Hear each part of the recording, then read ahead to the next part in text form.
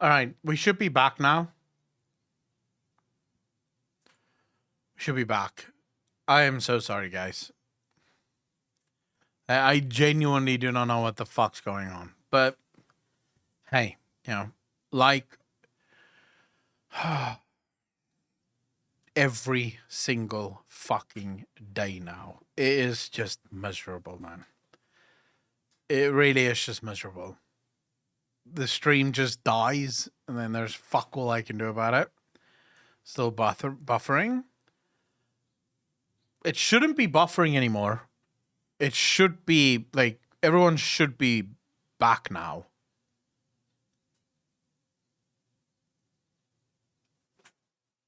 Can everyone see the stream again, or is the stream still down for some people?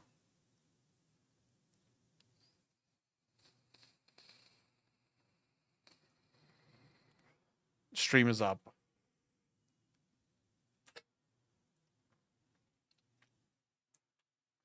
All right. Guys, whenever we disconnect, please just stick around. I'll tell you in chat if I can't get back in, because that does happen. Sometimes it just disconnects and will not connect me again. But I will always tell you. Like, you don't have to sit here for fucking... You're not going to sit here for half an hour and be like, wait, is he coming back? And then I've already fucked off because it just won't reconnect. I will inform you thusly as soon as I can't get back into the game. Or into the stream. So let's hope that it doesn't do this again. So all I can fucking hope for right now is that it doesn't DC again. Think for yourself. He's trying to get you to sub to his OnlyFans. What in my entire fucking sentence just now suggested that you should sub to OnlyFans, though? In what way did I say anything about OnlyFans just now, though, Andy?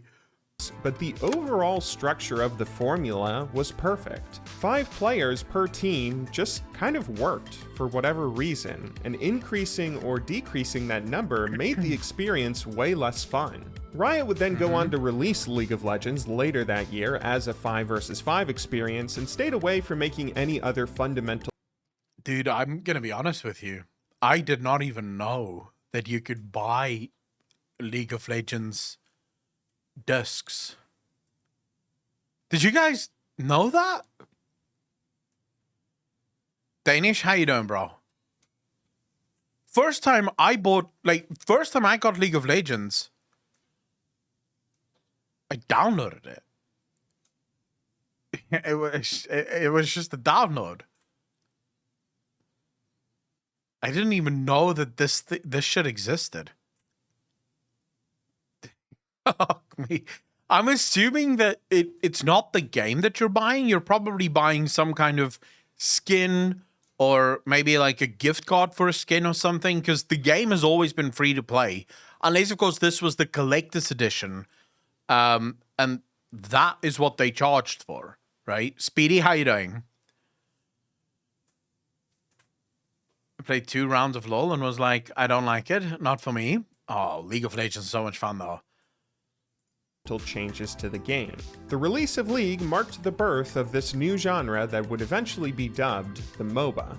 In its early era, League was a pretty rough, buggy mess due to many of the hiccups that Riot kept running into during development. But even so, wait, did Alistar just yeet that guy off the fucking map? Look at Gross here, right? Just getting yeeted off the fucking map. Look at this. Rough, buggy mess due to many of the hiccups that Riot kept running into during development. But even so, the gameplay proved to be fun enough that it garnered a small community. AGT, how you doing, bro? Can you watch The Emperor Had a Text-to-Speech program? Thanks for the first time chat, by the way. And no, I'm not going to watch that yet because we tried to watch that about 2 weeks ago. And a lot of the jokes in the text-to-speech stuff is inside jokes that you kind of need to know the lore for in order to understand the jokes. And a lot of that was just sort of like completely over my head. We were literally just sitting here going, oh, okay, I guess. I have no idea what the fuck this means. So I would first need to know a little bit more about the lore before I think I can watch something like the text-to-speech stuff. Now that the wider world had finally been exposed to this new genre of game that up until now had only been reserved to custom... Dude, Freak? That's Freak, by the way. Freak was with this company from the beginning. League for me is like gay sex. It's only acceptable if it's with friends. Despair. Speedy. I'm not sure I follow the logic. Yeah, I would say that is like a take on steroids. I would argue that if you are so inclined to have gay sex, maybe not having it with friends is probably the better option. Because having it with friends might like really sour the relationship eventually. I mean, I'm not gonna knock you. You had to take. You're gonna have to wear that one, but I would say I don't follow it. Friends don't judge you. I think friends would judge you a little though. Especially if you want the sex and your friend maybe doesn't. You might get some judgment there. Having sex with friends isn't gay, they're friends. Are we redefining what the word gay means now?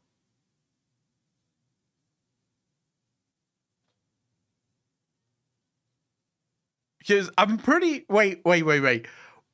What the fuck are you guys saying? Because if you're saying gay sex, yeah, that is two dudes bumming each other in the asshole. That's gay sex. It doesn't matter if you're friends or not.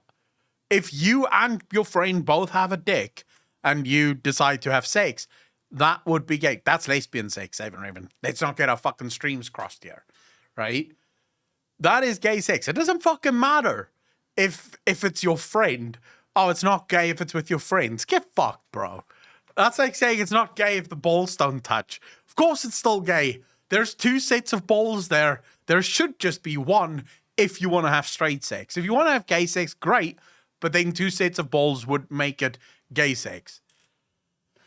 So proud of disrupting the whole React with this message. By my GMs for years and never heard anything. Jesus. I'm being transphobic. How am I being transphobic? What about anything I just said is transphobic? I'm so straight, I can suck a dick. It would not be gay.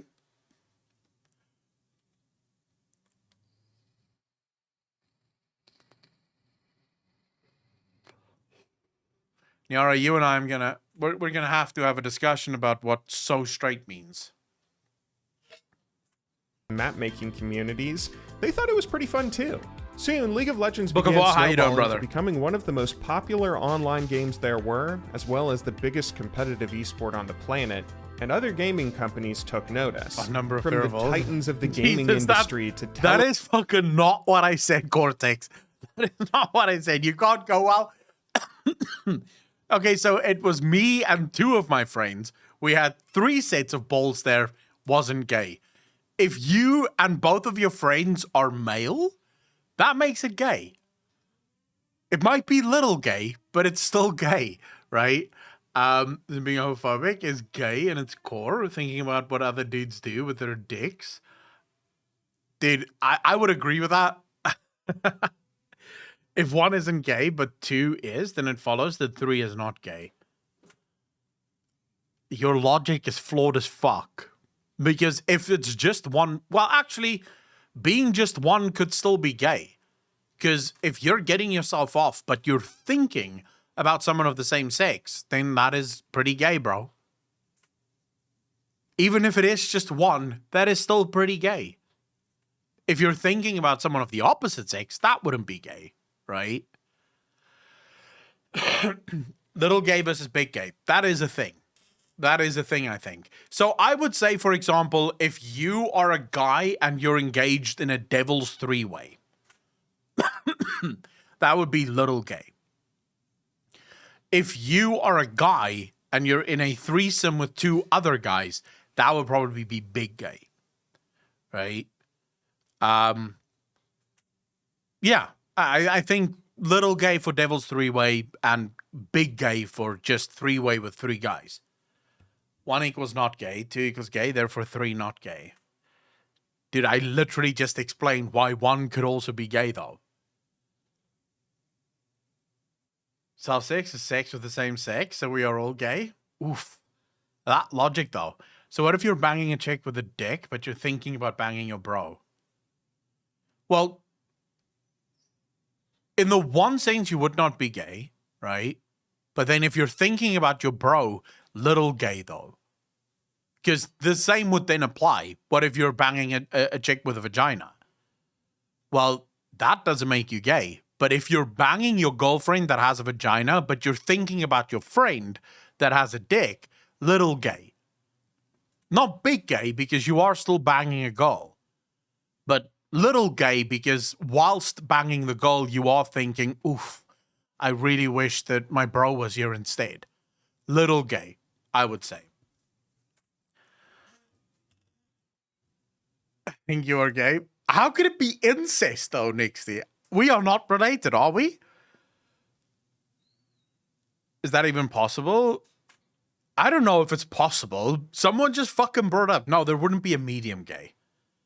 Definitely wouldn't be a medium gay. But if you think about yourself, is it gay or self-cessed? No, you can think about yourself. I think that's fine.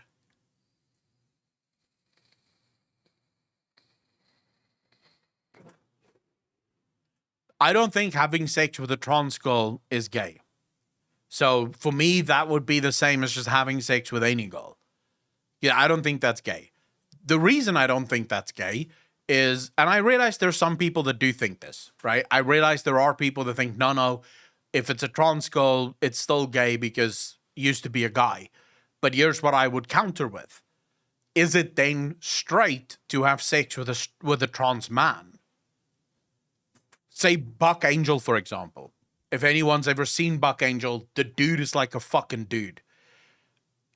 If the logic is that having sex with a trans girl is gay, then it means having sex with Buck Angel is straight.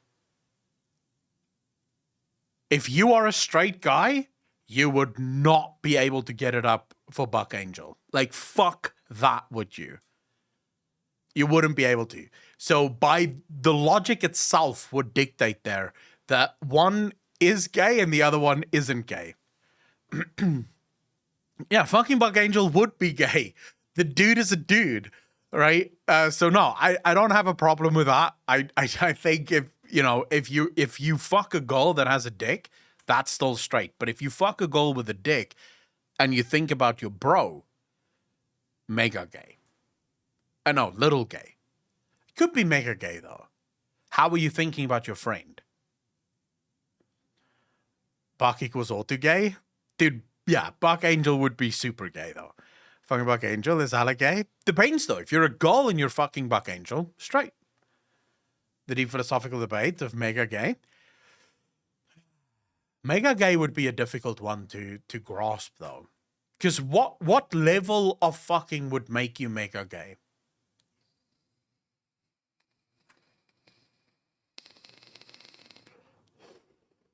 Is they looked so miserable in the eyes before, like, dates there. Now, though the eyes are alive and there is joy, that's what the whole trans thing is about.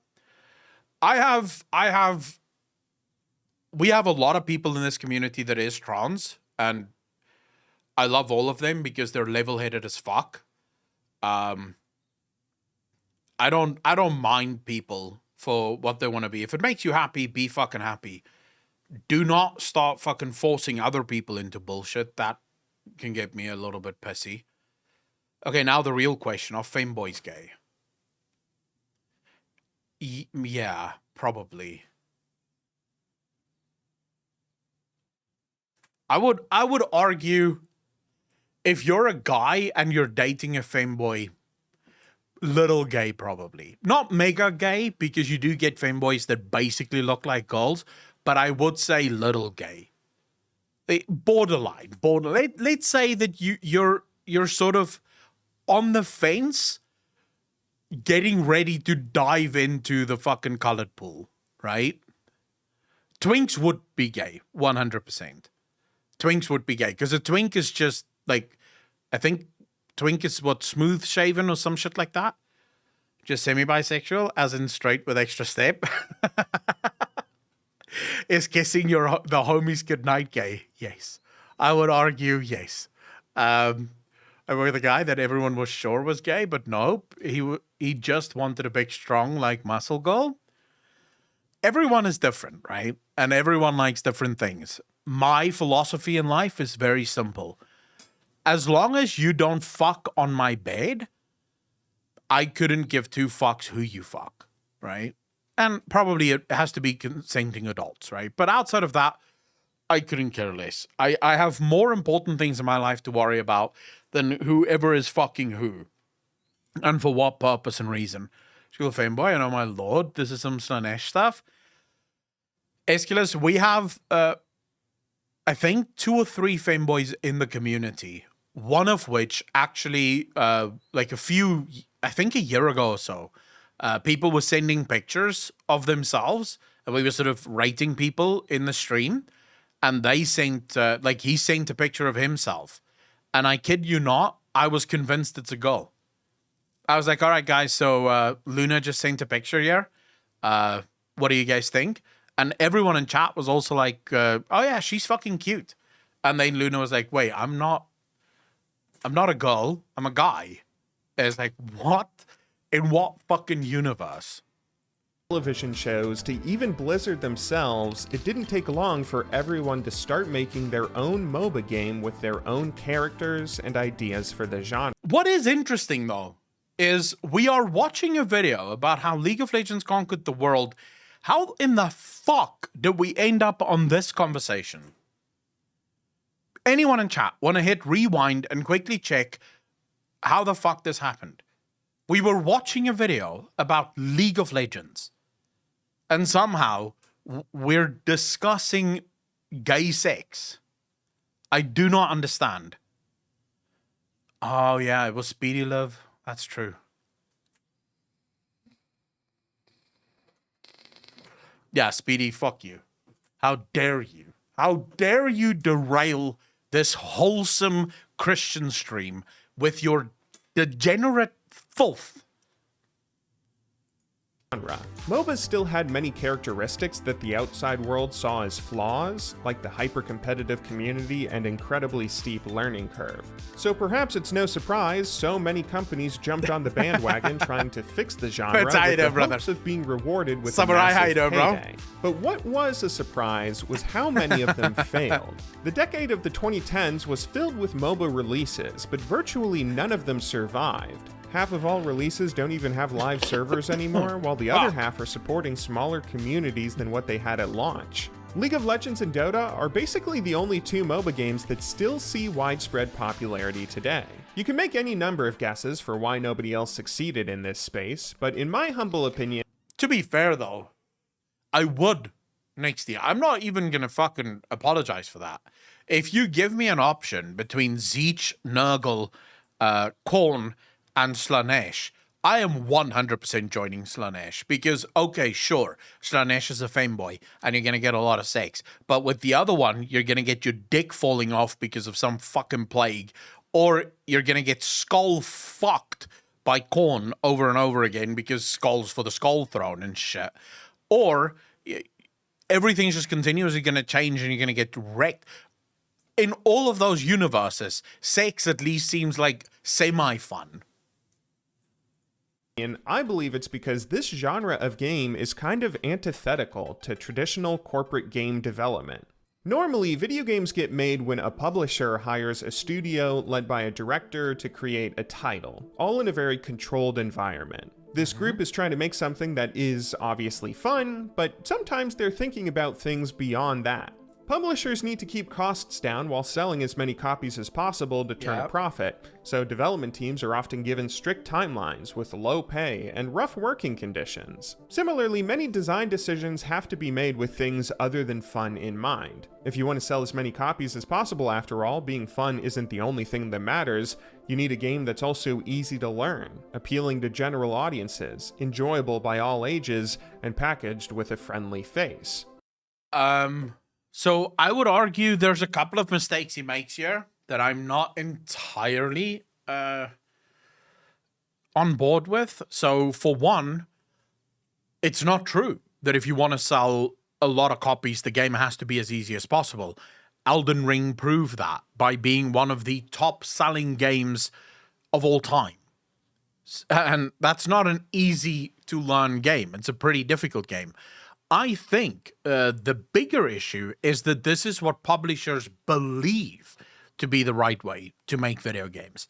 They believe that games should be as easy as fucking possible because otherwise it would be too hard and people would be like, oh my God, I can deal with this. I'm a moron. I don't know how to play. That's not true. I think a lot of people love difficult games. The issue just these days is the real difficulty in gaming is finding the fucking difficult games. I also don't necessarily think that games have to be pushed for all ages. I think gamers are gamers regardless of age. I've never heard of a game that's really popular with 40-year-olds, but isn't popular with 20-year-olds, except for Fortnite. But that's only because Fortnite is only popular for fucking kindergarten kids.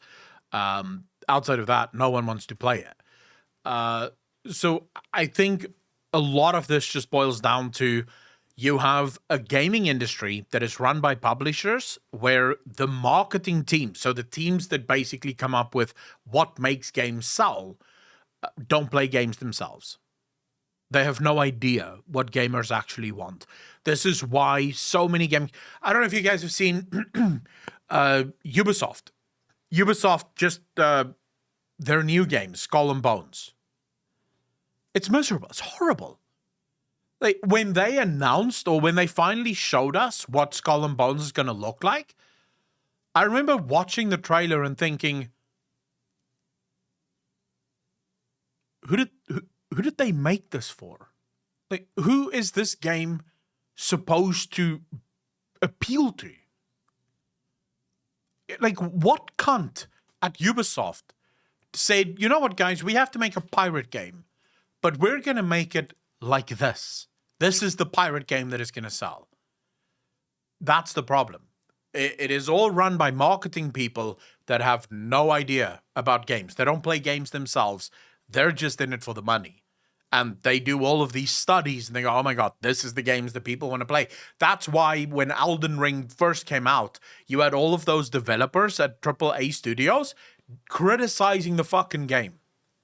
I don't know if you guys remember this. On Twitter, you had like people from Ubisoft, people from Blizzard criticizing Elden Ring, saying how the map was a mess and the UI was a mess and the game was a mess and they didn't teach you enough and there was no tutorial for the game and that's why the game is bad. And then the game outsells everything that they have made in their bio. It's like, oh, well, I guess the mess is really doing well, right? So a huge delay between announcement and release. I believe it was announced around the time. Yeah, it was literally supposed to come out around the same time as Sea of Thieves. And all they had to do was be Sea of Thieves with better graphics, and they would have fucking killed it. And instead they went, nah, screw that. We're going to do, you're on your boat. You can't really leave your boat. You don't really capture other boats. You just sort of attack them and it's all just a sequence. So, for example, if you do board another boat, you don't fight the boarding thing. It's just a cutscene where you board and then you win or you lose based on the cutscene. It's like, wow, what a stupid fucking idea for a game. It's made for kids, yet their major buyers are ages 20 to 40. See, gamers play video games, bro. League of Legends was significant because it was the exact opposite of all of that. This was a genre built by a collective group who were just trying to make something fun and nothing else. It began with a single high schooler making a custom StarCraft map and soon got passed around like a game of telephone with loads of voices volunteering their own ideas to the creative process until it grew to be larger than any one of them.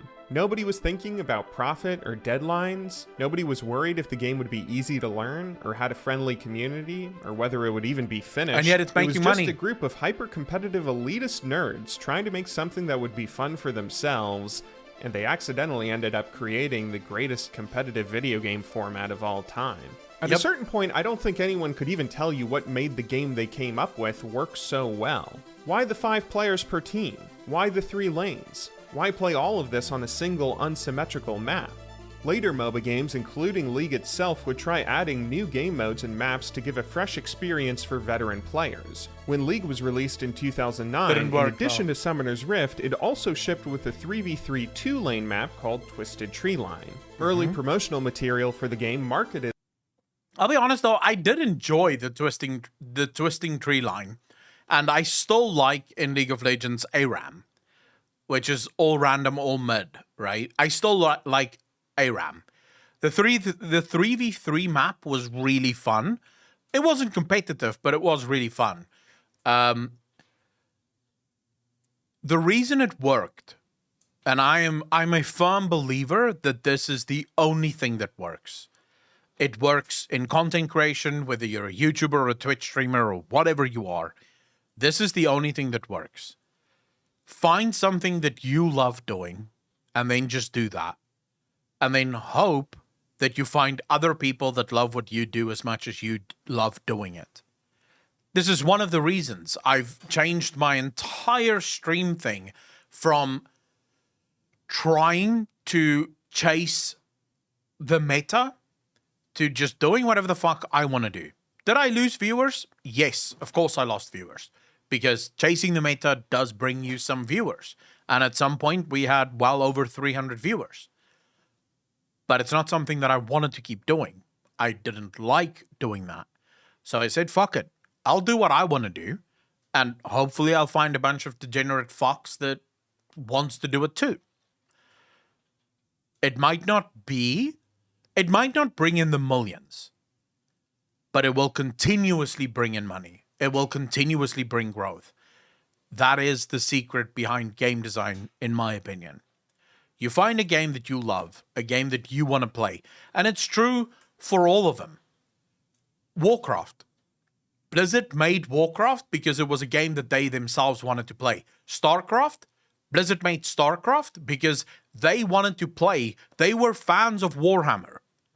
They wanted to make a game for Warhammer. When they couldn't get Warhammer, they decided to go for StarCraft. But it was still the game that they wanted to play. World of Warcraft was made because they wanted to be in Azeroth. They wanted to experience what Azeroth was all about. And so they made World of Warcraft. And ultimately, it became the games that we love to this day. Make what you love and it will fucking sell. The second you start chasing the next big thing, that's when you fail. This is actually one of the reasons I think Ashes of Creation might surprise everyone. Because Ashes of Creation is one of the few games right now that isn't being made to chase some trend. In fact, Steven Sharif have said multiple times, this is the MMO that he wanted to play. He's basically making an MMO for himself. And hopefully there's other people that want to play it as well. What kind of Gideon Fox would? Evans, how you doing, brother? Oh my gosh, I could listen. Mortuary Assistant came out with a full game and it was amazing and it was made by one person. There's actually a number of games that I've played that literally just one person made it. You can see by big streamers, they play and promote new games, but that is business. I mean, there is always going to be an element of business, right? No matter what you do, this is my job, so there is an element of business here. But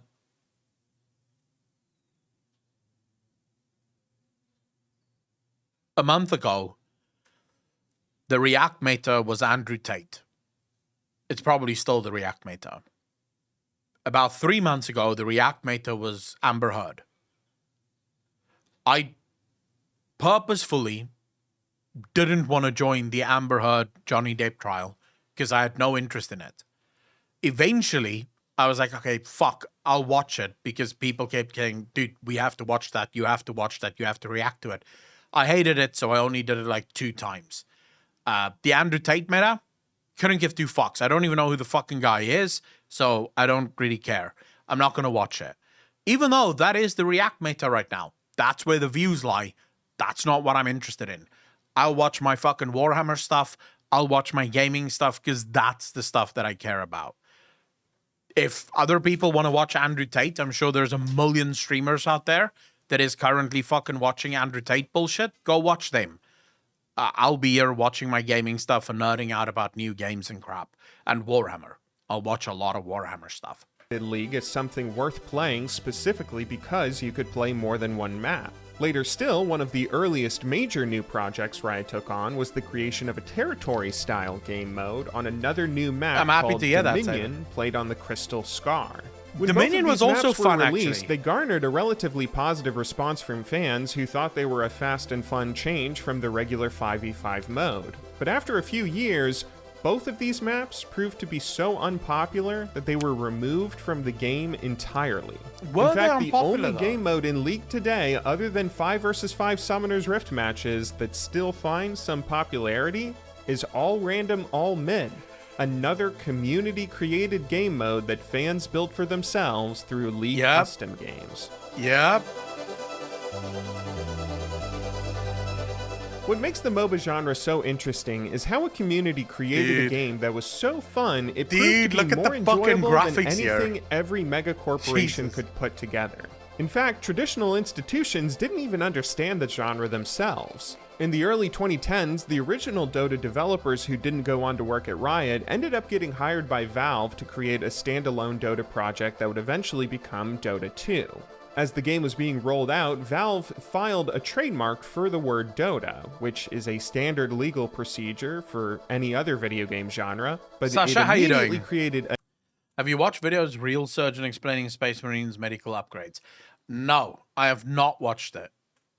nightmare legal battle in this one. At the time, Blizzard was developing their own MOBA game that was literally called Blizzard Dota. They were simply operating under the assumption that they owned the trademark and copyright for Dota, since it was something created in their own games. They originally tried to stop Valve from filing the trademark, but Valve believed they had full rights since the latest Dota developer, IceFrog, was working to build Dota 2 with them. Additionally, a rioter who ran one of the early Dota community sites filed a countersuit to try and stop the trademark, as he believed the community themselves owned Dota.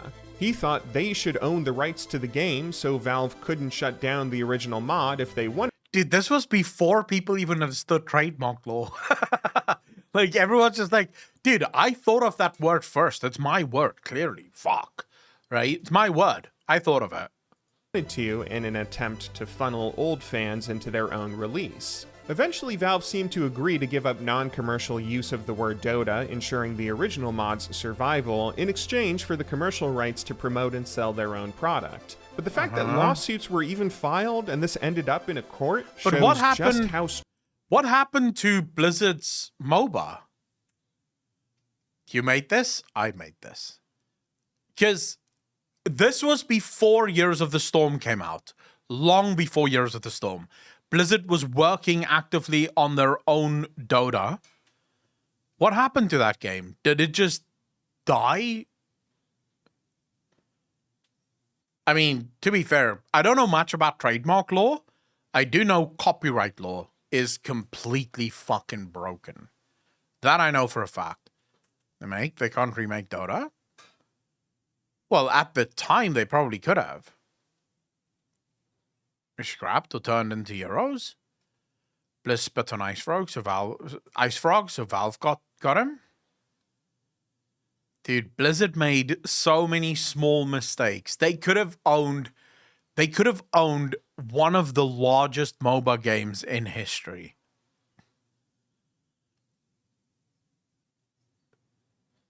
Fuck, you must be so angry looking at this going, God, fuck, we could have had this. This could have been hours. And all they had to do, literally the only thing they had to do, was go to the original creator of Dota and just hire them.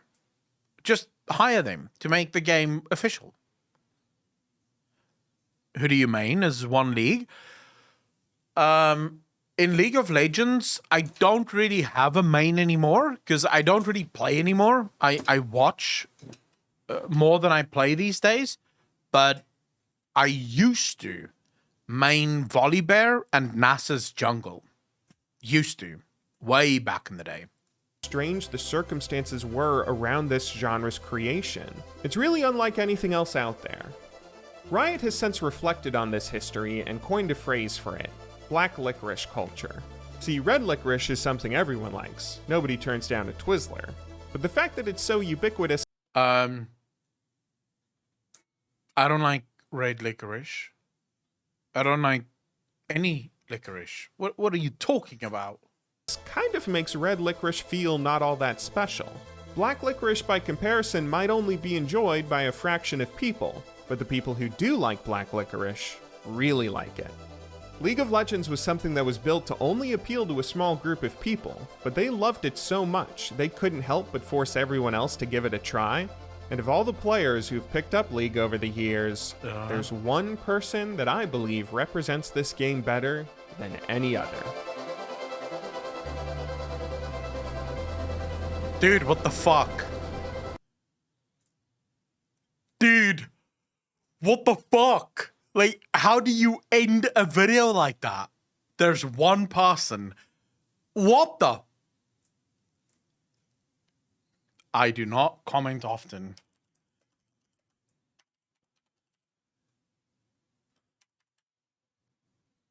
Dude, that is like, oh my god.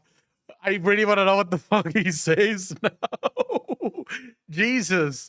Oh my god. I mean, it does the job, I suppose, right? It was a bit about, I don't remember the gay part. I mean, it's about League of Legends, right? But no, I would argue, I agree with everything he said here. I don't think there's much that you can disagree with, but it is interesting that as video games have evolved, this is probably the issue with almost everything that goes mainstream.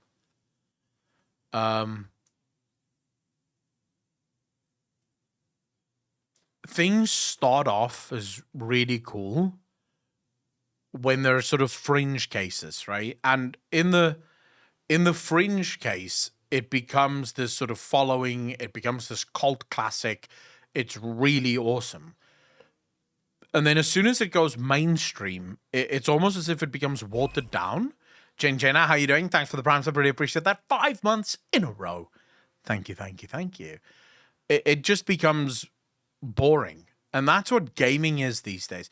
I don't know if you guys... So I was in high school back in the 2000s, right? So I finished high school in 2003. So old as fuck, right? But when I was at school, being a gamer was really not a thing. Like, there was no real, I'm a gamer. You would play games, but, you know, almost no one would know about it. You wouldn't really talk about it unless you had a couple of friends that would play games with you. It was just sort of like, that's something you did as a hobby. Nowadays, it's become this mainstream thing and everyone thinks it's so fucking cool. And the problem is, all of the games that come out these days, just crap. It's just getting worse and worse. Just played games. Curse of the Wedgie board. Wait, what? What is... Okay, wait, I'm gonna have to... Curse of the Wedgie board. What the hell is this? Sorry, it a stupid question. I just want to know. What? a Wega board? How do you make a Ouija board? How do you feel about Ouija boards? How to Ojo board works? How we can do planchette without using Ouija board? Is it dangerous to play Ouija board? Ouija board? My Ouija board is cussing me out. Is the Ouija board online fake or real? It's the Ouija real game? How we can able to play Ouija board? Ouija board or whatever? How do I find out if they're a ghost in my house without using a Weggy board? A Wiggy board game? What happens? When I was a kid, I used to mess about with a quiche board. Wa weg board. Is that how you spell the evil game thing? Wa weg board. Nailed it. Luigi board? The Luigi board? Making a Luigi board? Have you played the Luigi board? Can you burn a Luigi board? What is a Luigi board? My friends did a Luigi board, and it mentioned me? How do Luigi boards work? Are Luigi boards dangerous if you ask something about Ghost? Dude, I don't understand what the fuck I'm watching. Hello? Okay, I'm coming. I'll open for you now. Alright, thank you. I'll be right back, chat.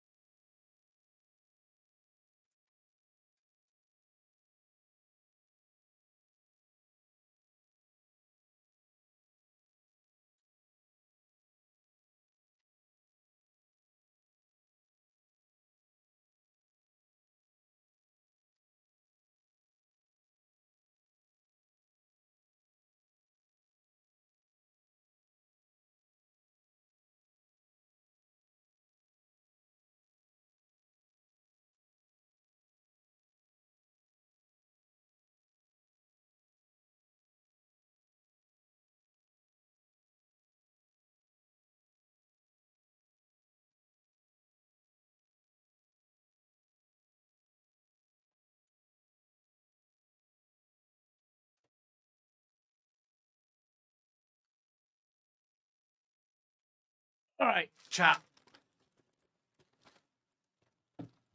Whose actions have consequences? Discord. What are you talking about?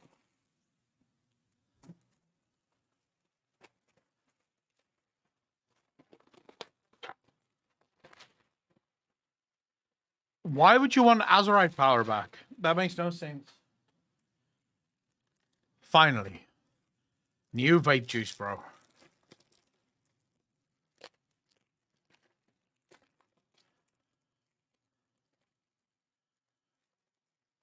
Oh, for the love of fuck. Bro, why would you make it so difficult to... What the fuck? Never mind.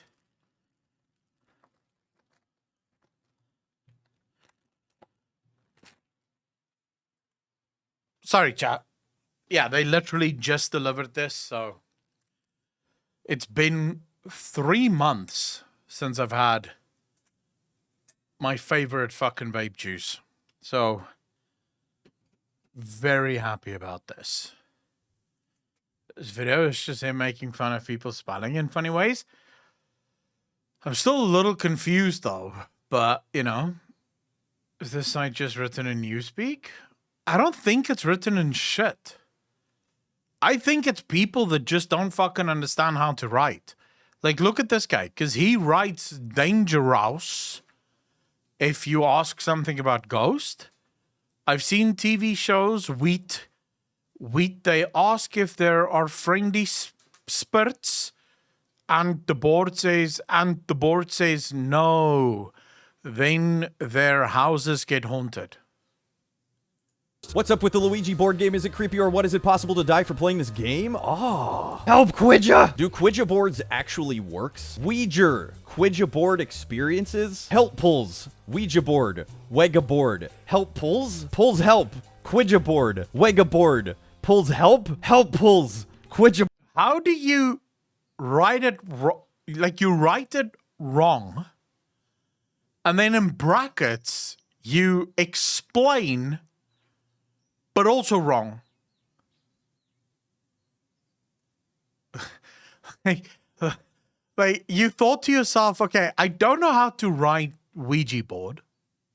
Okay, so I think this is how you spell Ouija board. But just in case I'm not spelling it correctly, let me put in brackets the other way that I could write this, which is Wega Borad, actually. Why? What? Jesus, dude. What is Google?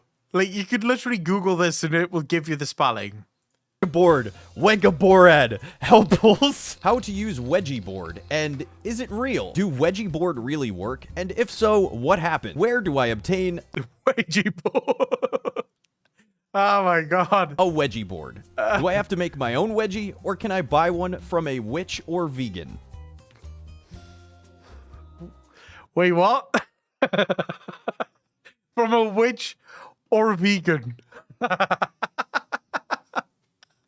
Vegans, you motherfuckers, with your Ouija boards and shit. Ouija board, just use the one from the kitchen. Crazy how you doing, bro? Those are your choices. Yeah, you can either buy it from a witch or from a vegan. They sell the same thing, right? Vegans are technically witches. Or the Ouija board from certified vegans.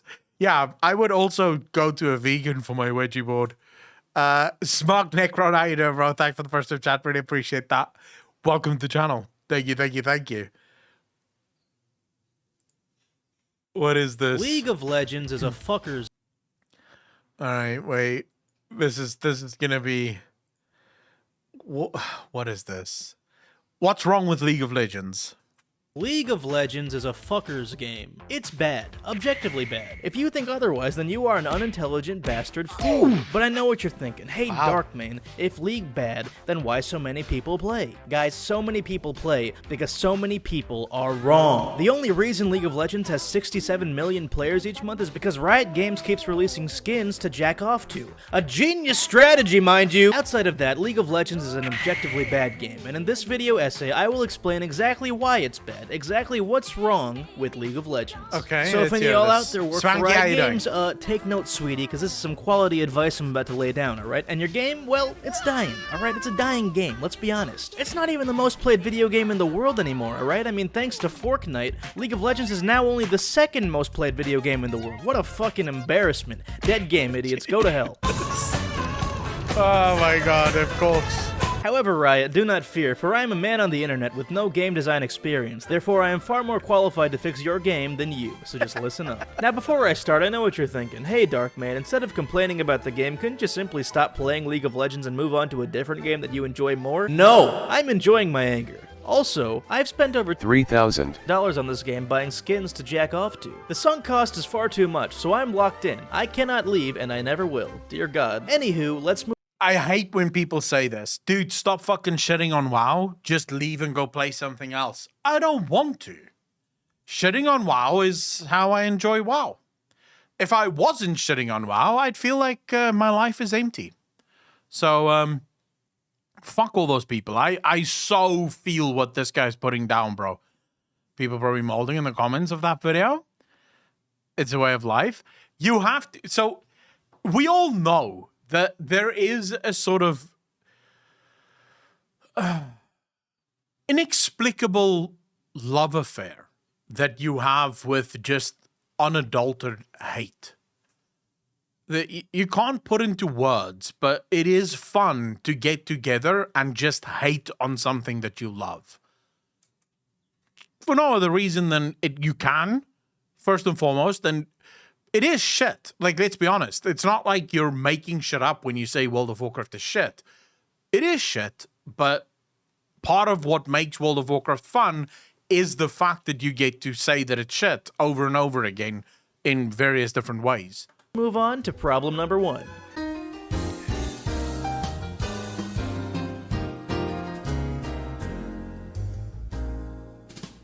Guys, the first problem with League of Legends has to do with the roster, and honestly, I'm surprised nobody's mentioned it yet. Because once you take just one look at the League of Legends roster, well, the problem should become pretty obvious. Uh-huh.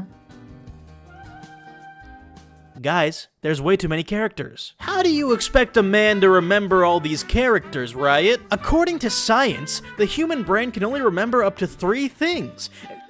3 things, and you expect people to remember 140 million characters? It's ridiculous. And furthermore, a lot of these characters have glaring problems that make them objectively not fun to play against. So naturally, my first step to fixing League of Legends is to cut down the roster.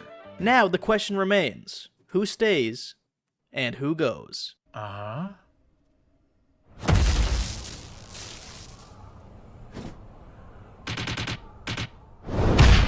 No one is here.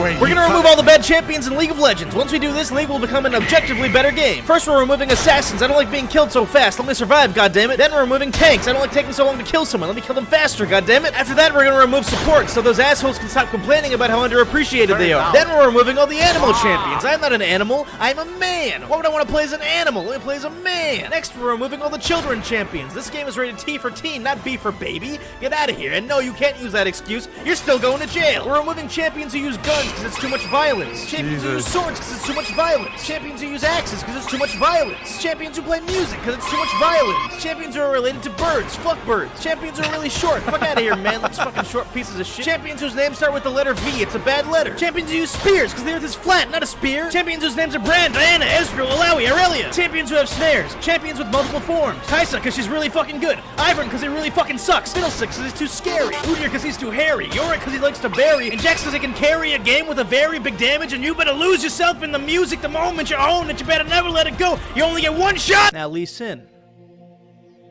Now Lee Sin, though. Now there's a balanced champion. Balanced. Fuck.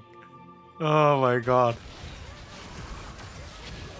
Oh, he's removed! Champions who go underground. Champions who throw rocks. Champions who throw cards. Champions who throw balls. Jarvan 4 because the first 3 were better. Urgot because he's got too many fucking legs. Trundle because I fucking died. Kog'Maw, Malzahar, Sivir, Xerath, Zillion, Mordekaiser, Camille, Karthus, Yoshi, Donkey Kong, this guy, Wario, Tom Clancy, Ubisoft. Goodbye all the champions.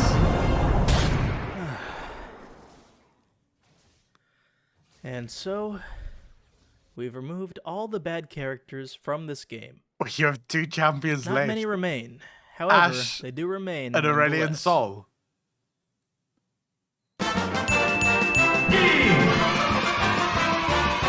That's right, we've cut down the roster to only 3 Why, characters. though? Gragas, Ash, and Aurelion Sol. The combination of these 3 characters is the perfect roster, and it translates beautifully to Riot's skin-selling business as I well. wouldn't We got agree Gragas so with the this. girls can jack off, Ash so the guys can jack off, and Aurelion Sol for all you sick fucks out there. I believe that these characters are essential to making League of Legends an objectively good game, and all the other ones can go to hell.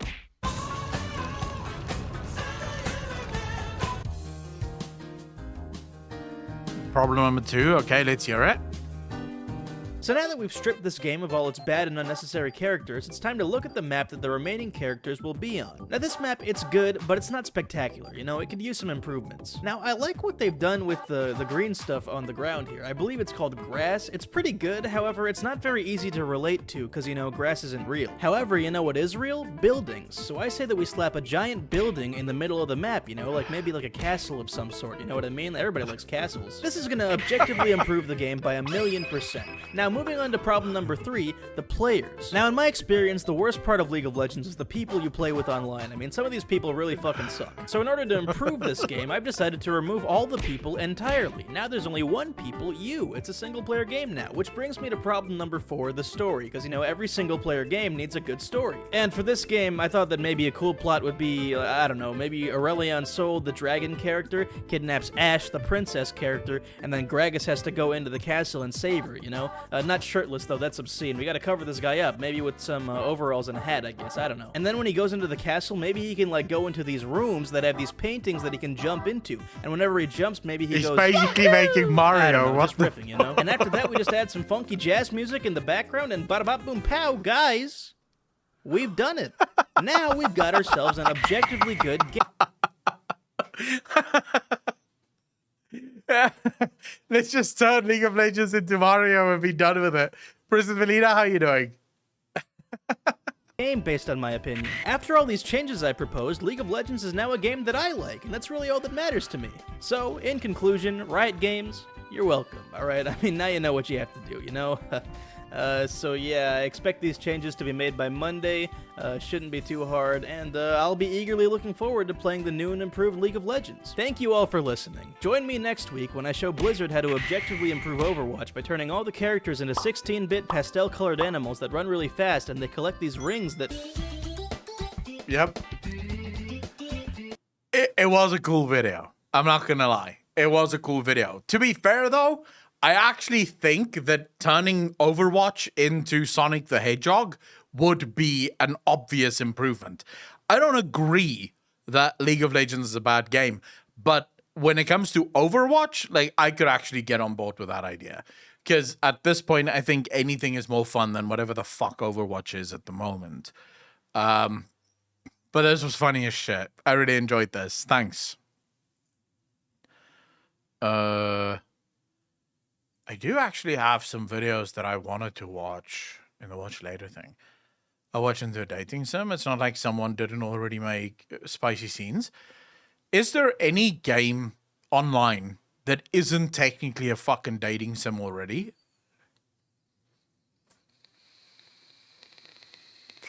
Cortex, don't even fucking get me started. Valen, how you doing? I am sorry, but Overwatch 2 is objectively not a fucking sequel to Overwatch 1. Objectively, like factually, it would be incorrect to call Overwatch 2 a sequel to Overwatch 1. A sequel is when you change from the first one, at least something meaningful to make it a second one. Overwatch 2 is just Overwatch 1 with an extra number. It's literally Overwatch 1, but Overwatch 1 wasn't called 1. So they just went Overwatch 2. And now it's Overwatch 2. But technically, Nothing has changed. It is exactly the same fucking game. And before people go, oh, but Akalon, there is now PvE. Go fuck yourself. The PvE is literally DLC. That's what it is. It's Overwatch 1 with a PvE DLC. And if you don't agree with that, you are fucking wrong. 100% wrong. Brock, how you doing, bro? Overwatch 2 seems like a DLC that should have come out 5 years ago. Oh, Overwatch 2 is Overwatch 1 with a DLC. The only thing, for some fucking reason, is Blizzard thought, no, we won't release a DLC. We'll just call it Overwatch 2. But it's just a DLC. It's literally, you're getting story DLC. It makes no fucking sense. Let's just call it Overwatch 2 then. Yeah, you could probably call it Overwatch 2. TOO. Yep, that will be coming out later next year after the early access for Overwatch 2 would launch in October. It's just to say they released the game. But they didn't release a game, which is why I find it so fucking scumbag. Ordinarily, I should probably not have a problem with this, right? No one should have a problem with this. Especially since no one fucking plays Overwatch anyways. So really, no one should care about this. But it's scumbag. 100%. It is scumbag. So the fact that Blizzard would do this, to me, is false advertising. Is there anyone that disagrees with the fact that it's false advertising? Delay against bots because my friends are pussies and want PvP. There are mechanic changes, but not enough to warrant a sequel. Teams shrink from 6 to 5. Reworks, rebalances, new maps in a PvE campaign. Not enough to warrant sequel status. In a game that is already like an online game, those things would just be patches and DLCs in all other games. Because technically speaking, this is the equivalent of League of Legends bringing out a new map and a new champion and then calling it League of Legends 2. League of Legends brings out a new map. It's still League of Legends. It's just League of Legends with a new fucking map. It's not League of Legends 2. When Riot redid the entire map for League of Legends, they updated the graphics, they added a Rift Herald, as well as the Baron got updated and then the Dragons got updated. They changed the entire fucking game. They still called it League of Legends because guess what? It's still League of Legends. Overwatch 1 is still Overwatch 1, now just with DLC. And basically no PvE content in the first place, so it seems shit to make people pay now. Are people paying though? Because they kept saying that it's free to play.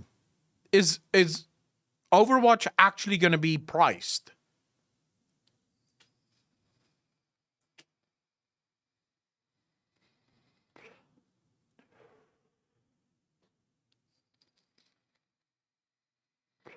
Valakir, how you doing? Miss you too, bro. Because League was success while Overwatch was failure, so change name for marketing. If you don't own Overwatch 1, you have to pay.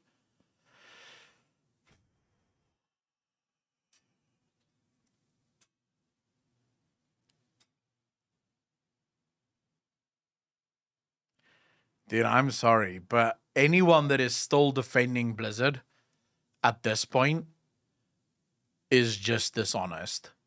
It is just dishonesty. I don't think it's stupidity. There are a lot of stupid people. Obviously. But I don't think it's just... I believe that you are being dishonest. If you can defend Blizzard and the shit that they're pulling with Diablo 4, and the shit that they're pulling with Diablo Immortal, and the shit that they're pulling with World of Warcraft, and the shit that they're pulling with Overwatch, and the shit that they pulled with Heroes of the Storm, I think you're just being fucking... Like, you are legit just being a fucking moron. Also, it's retarded to sell a game you are trying to make an esports with. Holy... I don't even understand why Blizzard would do that. because you are correct. It is absolutely retarded. Esports works usually because it's free to play games. You have enough people that will play it because it's free. Truffle Shuffle Gaming, you bastard. Thanks for the tier 1 sub, dude. Really appreciate that. 19 months in a row. Thank you, thank you, thank you. You want it free to play. Otherwise, it's going to have too small of a community to actually grow an esports scene with. Blizzard wants to compete with games like Fortnite and Call of Duty, but charge a box price for it. Why? In what universe is that going to work? Get to see the classic Wrath of the Lich King pack offers? Oh, shit. Wait, haven't they already made those public?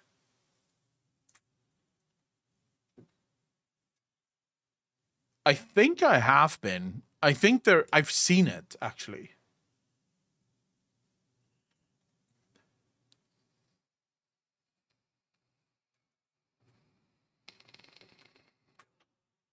I don't know if I ever really...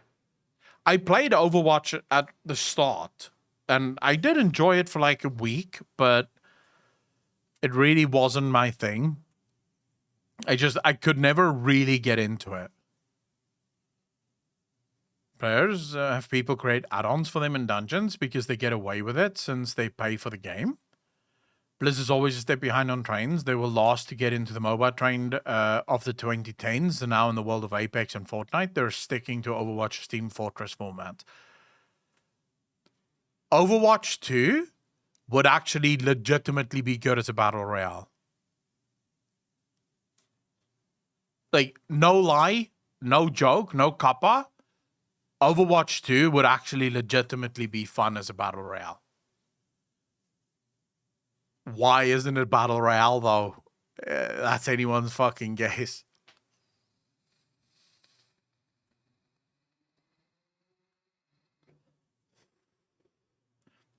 was fun, and the balance team fucked everything, and your releases were scarce, so it killed it. I don't think there's gonna be like I'll be surprised if Blizzard ever gets another really good game. I think Blizzard can do decent games. I think there will be decent games in like for the next few years, but I don't think Blizzard is going to do. I don't think the days of World of Warcraft and the days of Warcraft and the days of StarCraft will ever repeat themselves. Who the fuck would play it if they already have better ones out there with better, more trusted companies? Well, imagine if Overwatch went free to play and had a battle royale mode. A lot of people would play it. It's free to play. Did I tell you about how I got caught outside in a huge thunderstorm yesterday? No, Nexty. Don't worry, if I remember, Blizzard were working on a BR game and a survival game too. I don't know if Blizzard worked on a battle royale game. I know they are working on a survival game, which is also coincidentally like a few fucking years too late. The survival meta was big quite a while ago. Blizzard is now working on their survival game. It's like, oh, okay, Blizzard, you know, we fucking moved on from survival. But yeah, sure. Hopefully this time you're just in time to catch the next fucking round of survival games. That they keep chasing the StarCraft esports high instead of supporting a scene. If it organically arises, they keep trying to force it and lose money. True. The movement and visuals are so fucking great, but the champions lack diversity. Look at 2000 years League new champions and compare that to Overwatch champions. They seem to be a couple of years behind everything these days. There's a reason why they are so far behind everyone else every single time.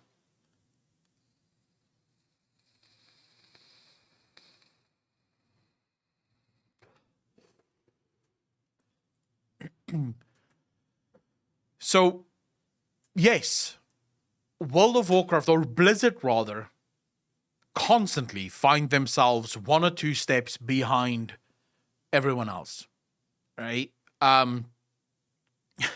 Overwatch comes out in a time when everyone is going for the Battle Royale meta. You know, you have Fortnite, you have Apex, You have PUBG that sort of started the whole trend, and Blizzard misses that train completely.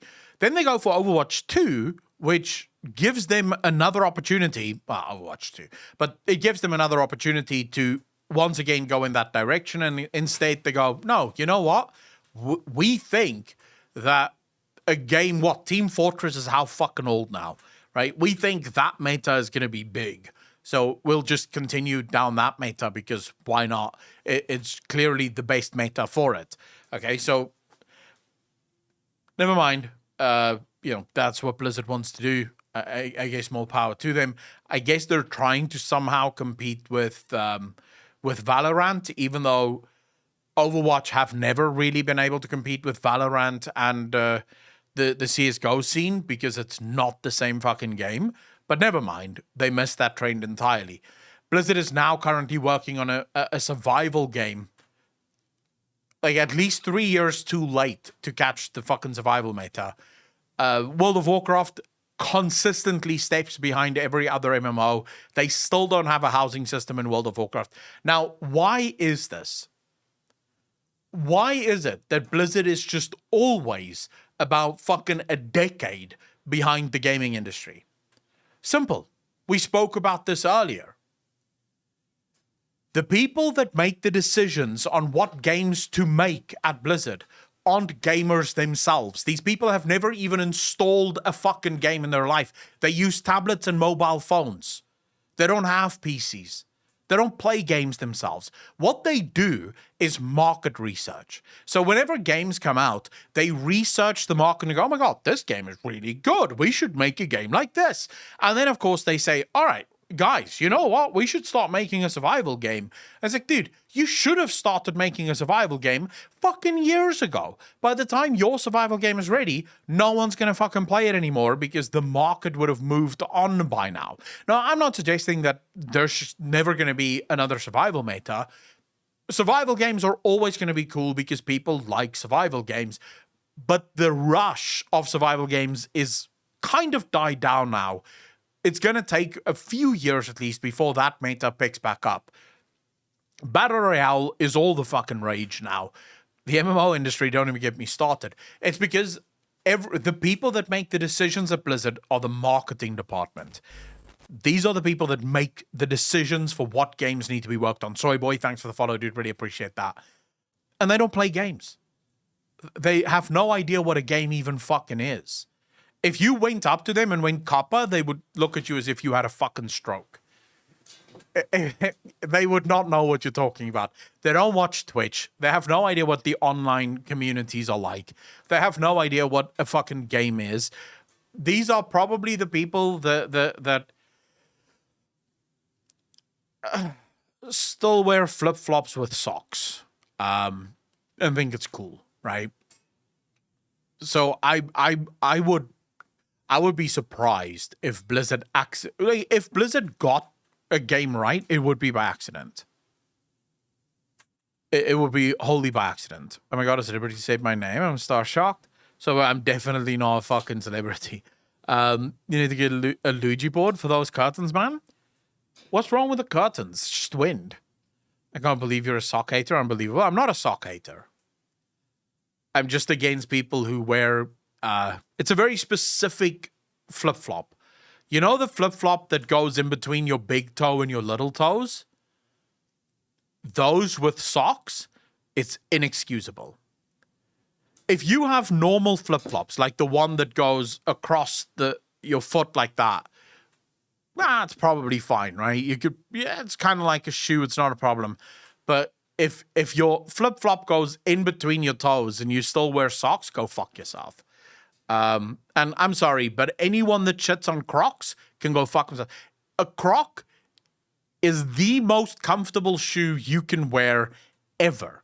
And I don't care what people say, it's comfortable. Like, you could say, oh my God, it looks so bad. It's comfortable. It's all that matters. Crocs are ugly as fuck, but comfortable as shit. Dude, I have Crocs but it's flip-flop Crocs. It's not like the Croc that, I don't know how to explain it. You know the Croc that's like half a shoe, right? Like it's the front half of the shoe, but there's no back half. I don't have those. I have normal flip-flops, but it happens to be Croc flip-flops. Heard about the woman who was killed in South Africa in her maximum security apartment. Soy boy, that doesn't surprise me. It happens all the fucking time, right?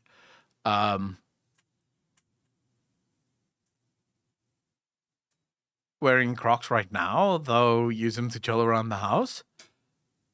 I like my Crocs. I fucking love my Crocs. And I'm not against wearing socks, but like I said, if you're wearing normal flip-flops, we call them visblokkies in South Africa, which is like fish flops, right? We call them fish flops because they go in between your toes. Those with socks is just a fucking no-go. You should not be doing that. But Nixie, yeah, I can't help the curtains. The wind is disgusting. The wind is so bad today. When I went outside to go get the delivery, you literally have to lean into the wind in order to walk. A minute to fucking take 1 spoon of the soup? Why are you eating soup, though? No eating when we're discussing camel toes? Are we discussing camel toes? Who's discussing camel toes, though?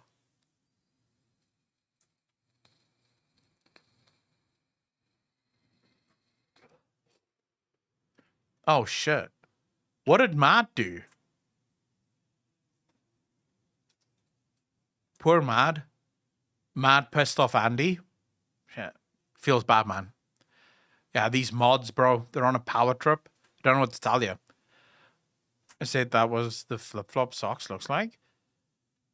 Oh, yeah. It does look a little... Although, that would be a deep fucking camel toe, though.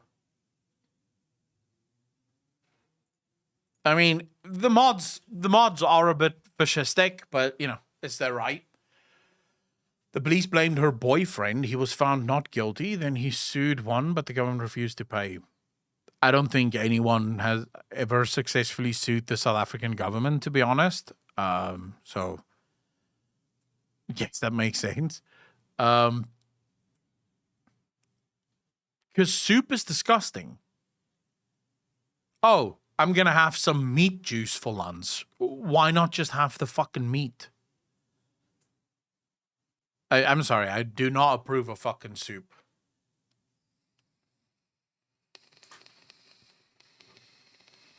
No. The ingredients that go into soup is fucking amazing. You could fuck off the soup and just have the ingredients much better. Stupid, it doesn't fill my stomach. What do you mean, the mods? I'm here alone for all you DJs?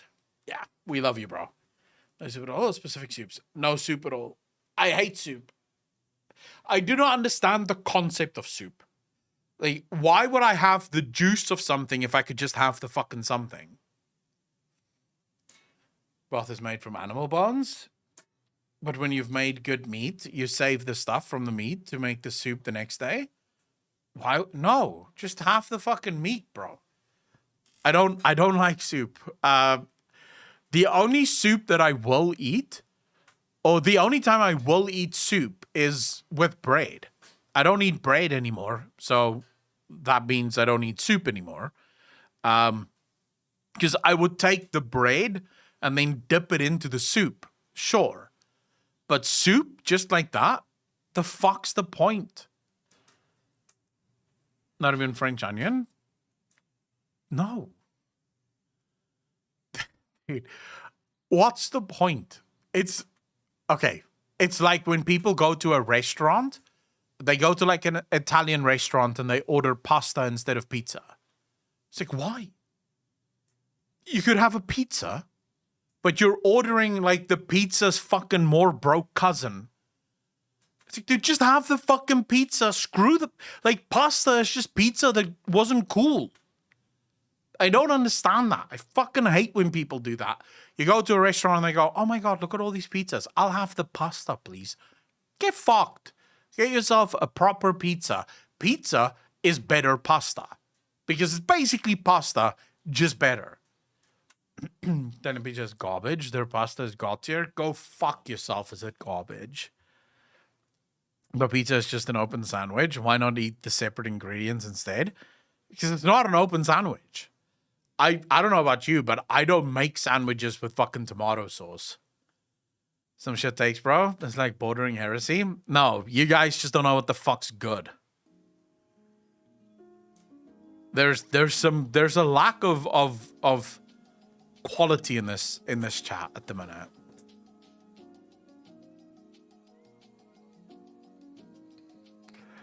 As a rule, I don't like when people order things from a restaurant that you can make at home.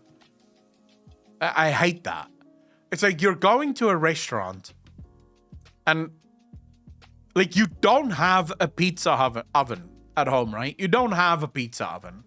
So getting that pizza is special. You can't make that at home. Like you could make it in the oven. It's not the same though. Pasta, anyone with a fucking, like you don't even need a stove to make pasta. Just make a fire outside and boil the shit. Easy. You've got your pasta. Anyone can make that shit. Pizza is a different story. I hate when people order something at a restaurant that they could make at home and probably better at home. See what you mean? But I won't turn down a good Alfredo. I don't think I've ever ordered pasta from a restaurant. Ever.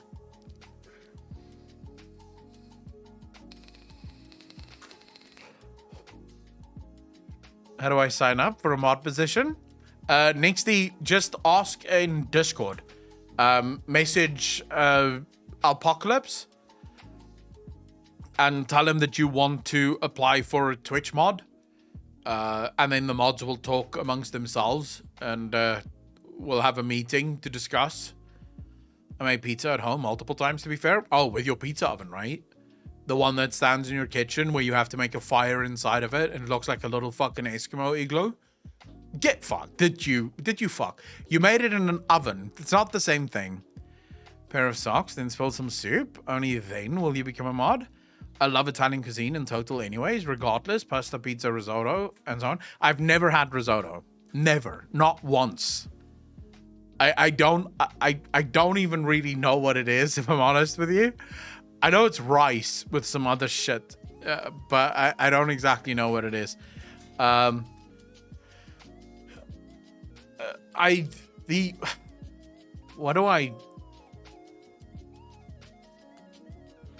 favorite takeout is Chinese. I like getting Chinese food as takeout. When I go to a restaurant, my favorite is pizza. Almost always pizza.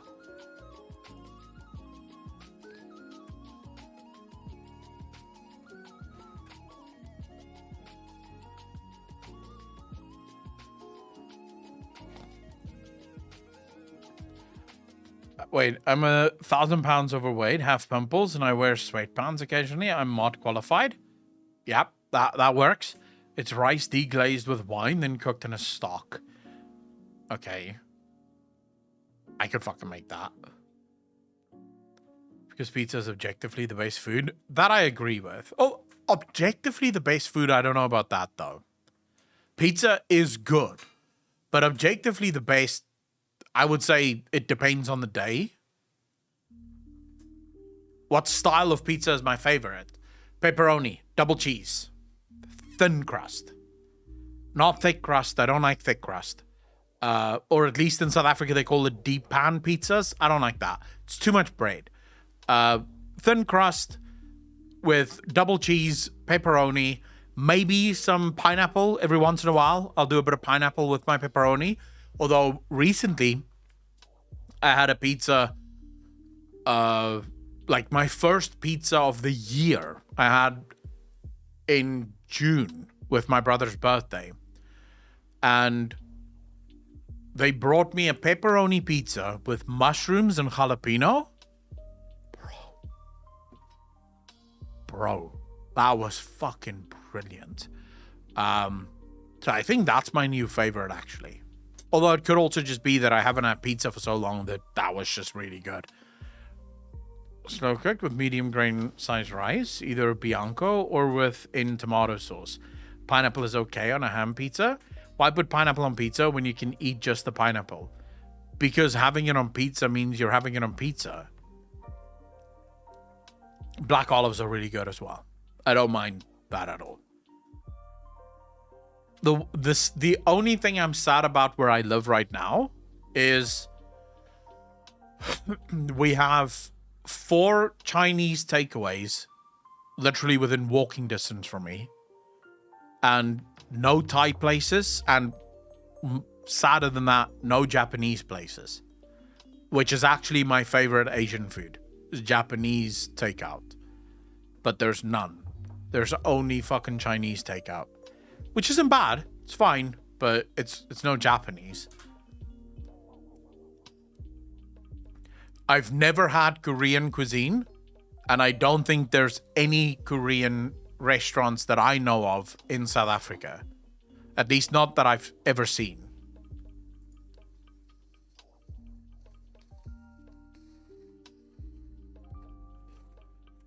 Can't imagine going to a restaurant just to order pizza. Then what the fuck do you order at a restaurant, Stolly? I've never had kimchi, so I don't know. Isn't kimchi just like fucking rotten cabbage or some shit? It's like fermented cabbage, no? Yeah, I don't think I would eat that. The discussions also come back to food. Swanky Tiger, why wouldn't it come back to food? Food is life, bro. It's food or sex. You can talk about one of those two things, but you know, everything else is just sort of a go-between until we talk about one of those two things again.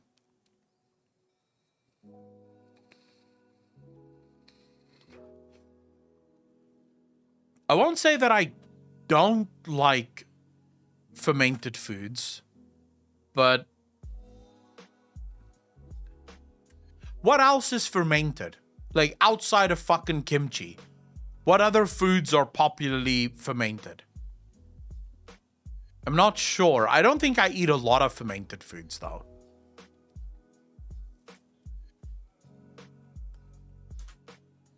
Pickles? Wait, is pickles fermented though? Pickles is pickled. I don't think it's fermented though.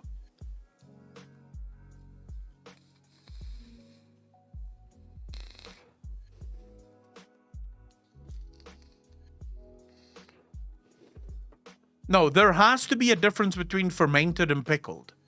It cannot be the same thing. Final Lightning, how you doing, bro? Chinese has that fermented egg that's like pure black. Yeah, that fucking shit is disgusting. Great Sage John, how you doing? Thanks for the first one chat. Really appreciate that. Yeah, I don't like yogurt. I mean, I can have yogurt, but I don't like yogurt. Beer fermented, okay. Yeah, I don't like beer either. Pickled is pickled.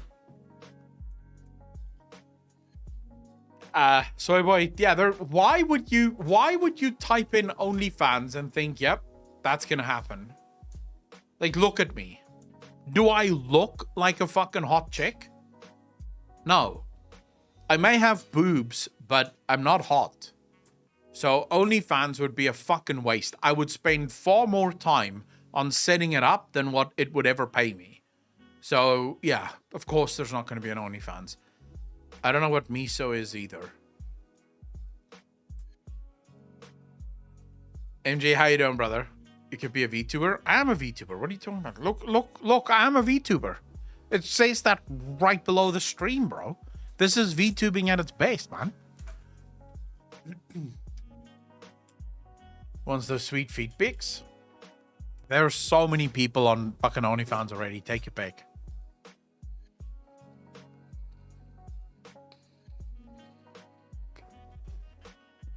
Yeah, I don't know what miso means or what it is. Guys, you're talking to a dude that legit, what I know about other cultures is fucking embarrassing. Like, I am 100% one of those leave me alone to just do my thing kind of people. I don't care much. I like trying new things, but to a limit. It has to be something that I'm kind of familiar with. If I see something that's too far out of my comfort zone, that's a proper nope from me. What's a typical South African food? Not fast food.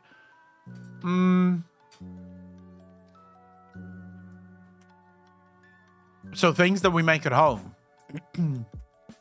I would say curry and rice is probably pretty big here, which is basically just minced meat and rice.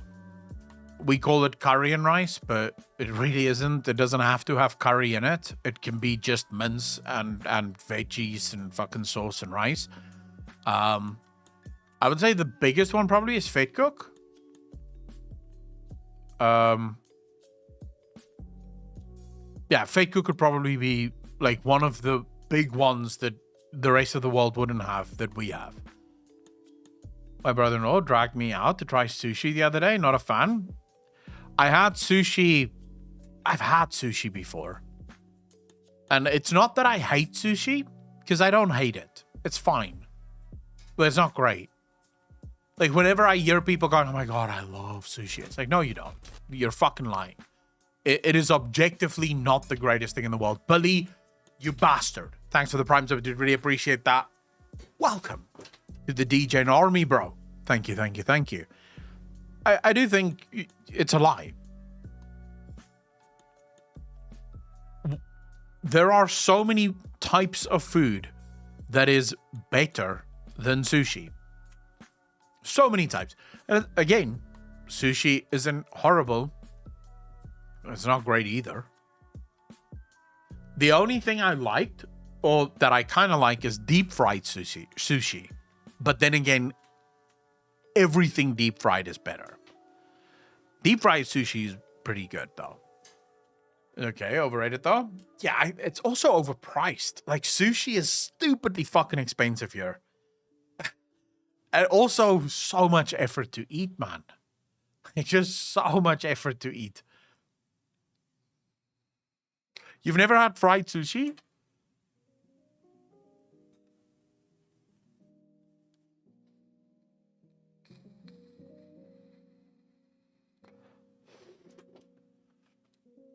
In your face? What's too hard about that? No, you have to eat it with those little fucking stick things. And I can't use the stick things. The stick things is a fucking huge problem for me because it's so unpractical. It's such an impractical tool to eat with. Like, a knife and a fork, fucking easy. Stabby stab, cutty cut, easy life. And if you don't want to stabby stab, you can just scoop. You've got it. Steak, you can't really stabby stab with the steak. Because, well, it's a stick. It will just fucking go off, right? And because most things are made out of rice that you eat with the sticks, the rice isn't going to fucking stay on the stick. So you kind of have to grip it, but it's impractical. It's unnecessary. Anything good? It's like he's Scottish. Dude, I would legit fry everything. Everything is better when it's fried. With my hands like a savage, fuck the sticks. There you go. To be honest, when you're adept with chopsticks, though, it feels the same. It doesn't feel the same. Like, come on. That's like saying, you know what, dude? When you're really good at imagining things, jerking yourself off is pretty much the same as sex. No, it isn't. Sure, the end result is you make a mess. Okay? That is the end result. But it is not the same. In the one, like, the one is clearly inferior to the other. And I would posit that chopsticks is inferior to knife and fork.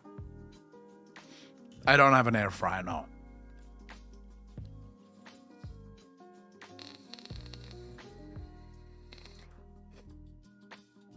Get this everything fried bullshit? I've done goulash, it's good. Jerking off is not better. In what fucking universe is jerking off better than sex? The only way that would be even remotely possible is if the people you've had sex with really isn't good at sex. Tempura prawn's really good, though.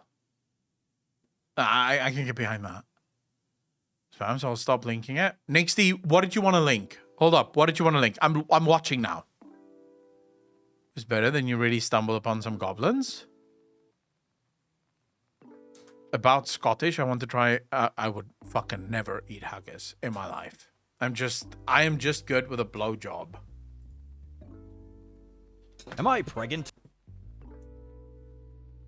I'm gonna be honest with you. I find blowjobs incredibly overrated. I genuinely think it is more the porn naughty bullshit of it than the actual sensation of it. It is just, yeah, it's fucking overrated.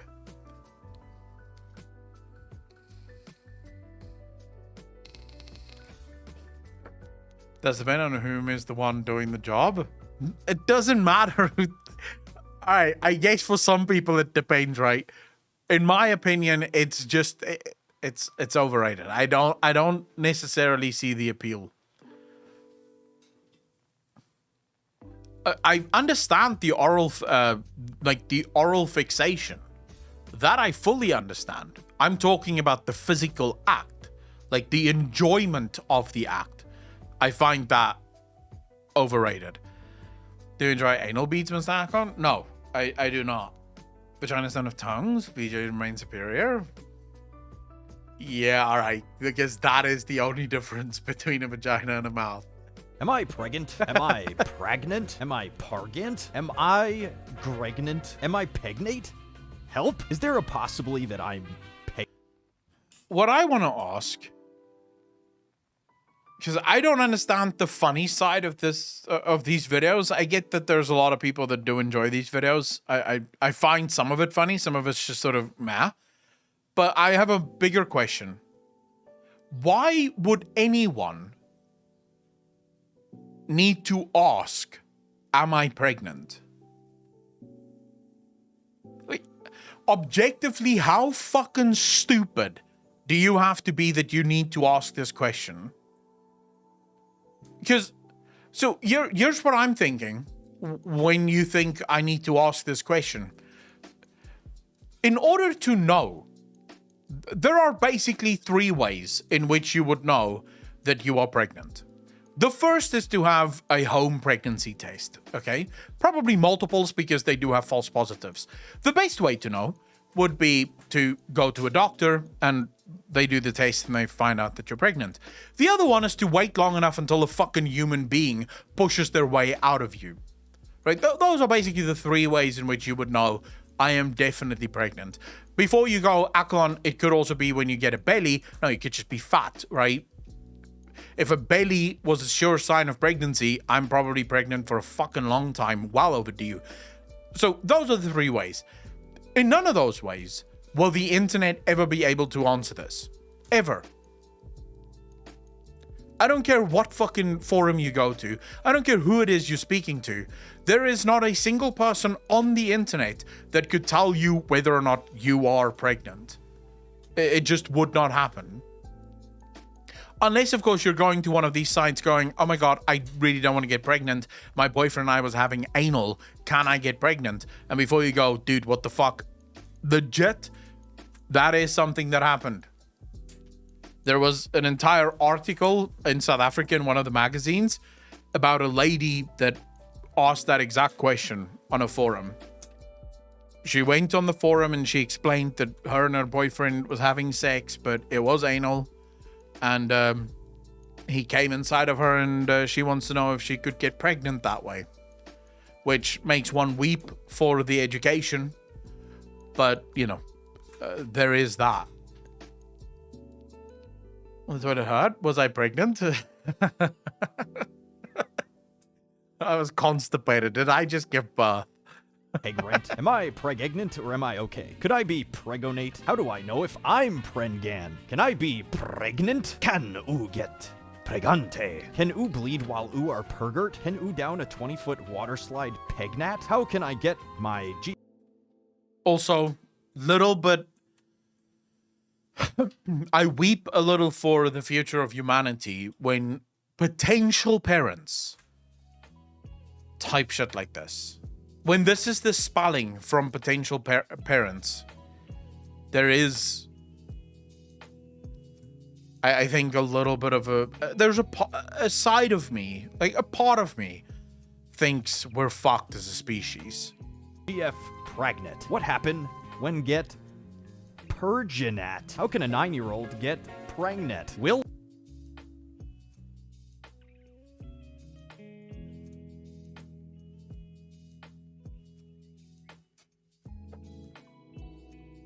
Take a look at the picture there. Now, all of these sites, if you don't have a profile picture, they will choose a picture based on your gender. This is a guy that is asking, how can a 9-year-old get pregnant? Also, the question is asked in beauty and style, fashion and accessories. Talking shit about spelling when maintenance is misspelled in his title. Probably is misspelled, yeah. Someone get the Inquisition. Dude, this is a bit weird. Not gonna lie. A guy asking this about a 9-year-old? Is he checking to make sure if he's safe?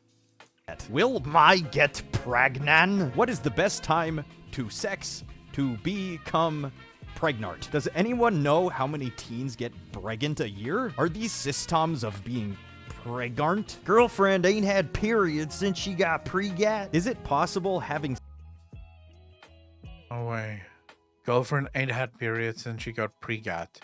Okay, so I'm kind of worried since my GF got pregnant. She ain't been having her period. Do you think something blood? She's 6 months pregnant.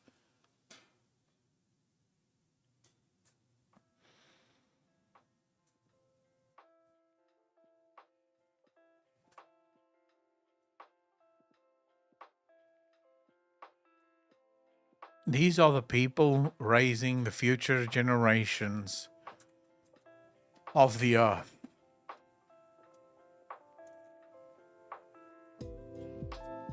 This guy got someone pregnant, ladies and gentlemen.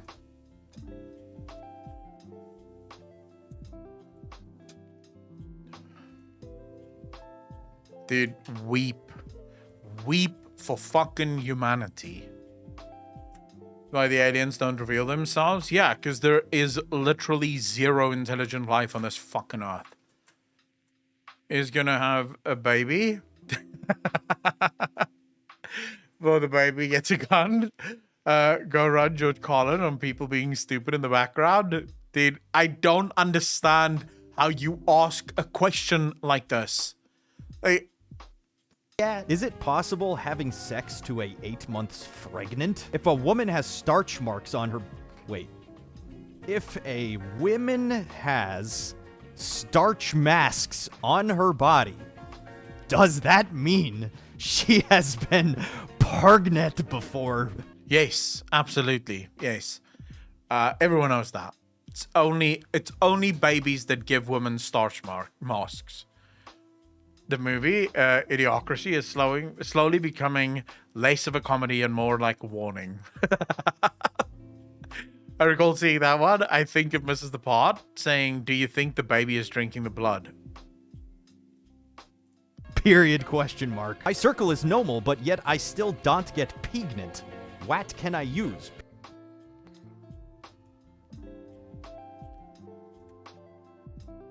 My circle is normal, but yet I still don't get pregnant. What can I use? What circle? What circle could you possibly refer? I'm trying to think what word, like what would they actually trying to fucking ask? My cycle is normal.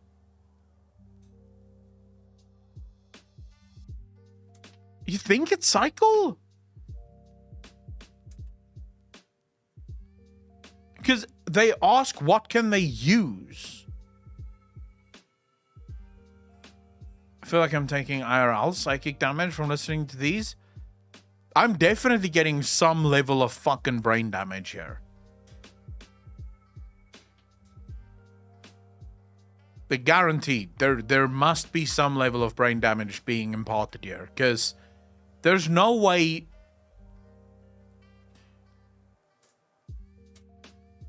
People aren't this stupid. This must be trolled. Like, a part of me thinks this might be people that's just trolling. Like, they're just going onto these sites and trying to troll.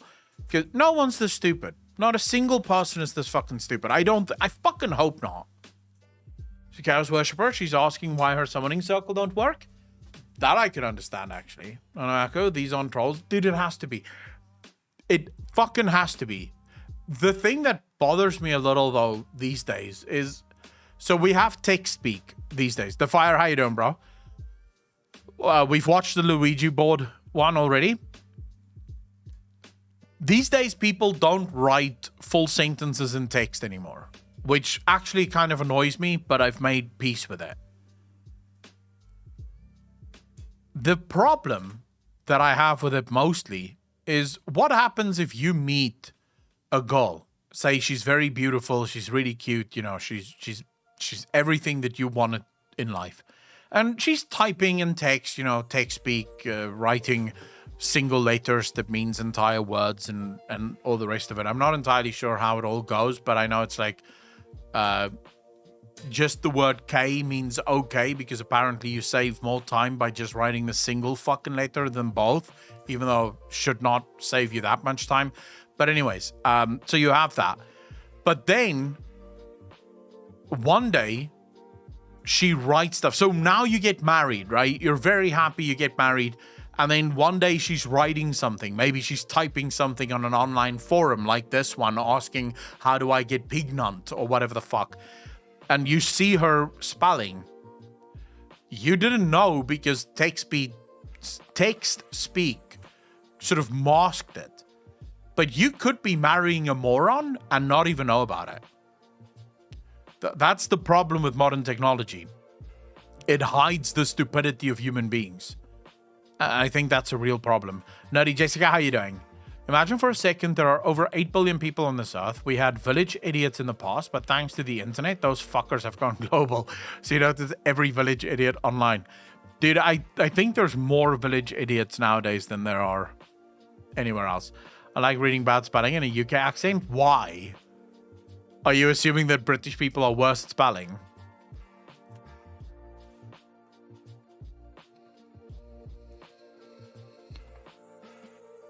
I don't like when people speak like this. Great Sage, you're not alone. I fucking despise it. I actually once met a girl on Tinder.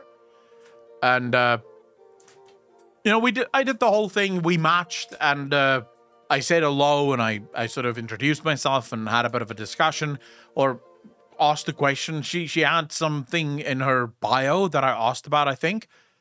And she replied and I genuinely could not understand what the fuck she was saying. I remember looking at her reply and just being like, I don't know what these words mean. I don't understand because everything is fucking shortened. Even things that doesn't necessarily have to be shortened is shortened. Like it was after that message that I learned that YT, right? YT means you too. And YW means you're welcome. I remember reading those like 2 letters next to each other and thinking, I'm having a fucking stroke. I don't know what these things mean. This was a few years ago though. This was like probably 4.5 years ago. I just thought, yeah, I must be having a stroke because I have no idea what the fuck this means. YTBB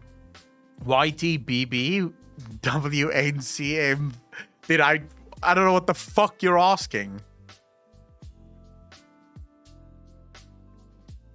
I mean, for our vowels, me neither, but I'm dyslexic, so I'm often on the same level of accounts of missing half my brain.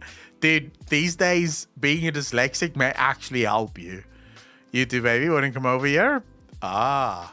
Yeah, I wouldn't know that. So I guess I would be missing out on a bunch of poontang because I didn't understand the fucking sentence. Period question mark. Has anybody got pregnant by just pre-cum while using birth control? Did most you women feel pregnant before find out? I am pregnant last 5 weeks, so can I start sex? Danger ops, prangent sex. Will it hurt baby top of his head? Danger ops prangent sex. Will it hurt baby top of his head? Fuck that. Dude, this is trolls. Me and my boyfriend are trying to get pregnant, and haven't took my birth control in 12 days? 38 plus 2 weeks? Pregnant? I think my dog is pregnant. Can I get bringed if he had a condom on? How long can Ugo being pregnant to get an abortion? I think I'm pregnant with my 14th child.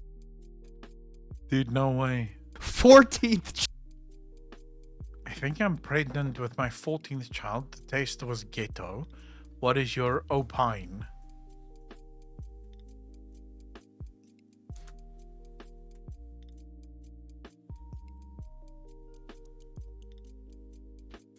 The taste was ghetto. Negative? Must be negative, right? The taste was negative, although I don't know what the fuck that means. The grim darkness of the near future. Countdown will only be played with consonants. Oh my god, dude. Which countdown do you prefer, though? 8 out of 10 cats does countdown or regular countdown?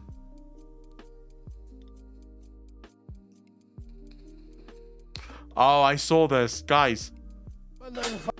This is the most... This guy, I promise you, he is speaking English. It is English, but listen to this.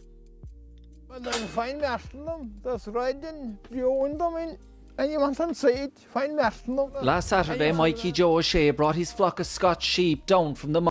Like, he's speaking English, but the news reporter has to fucking translate what the hell he's saying because of his thick Irish accent. Mountain Commonage ahead of lambing.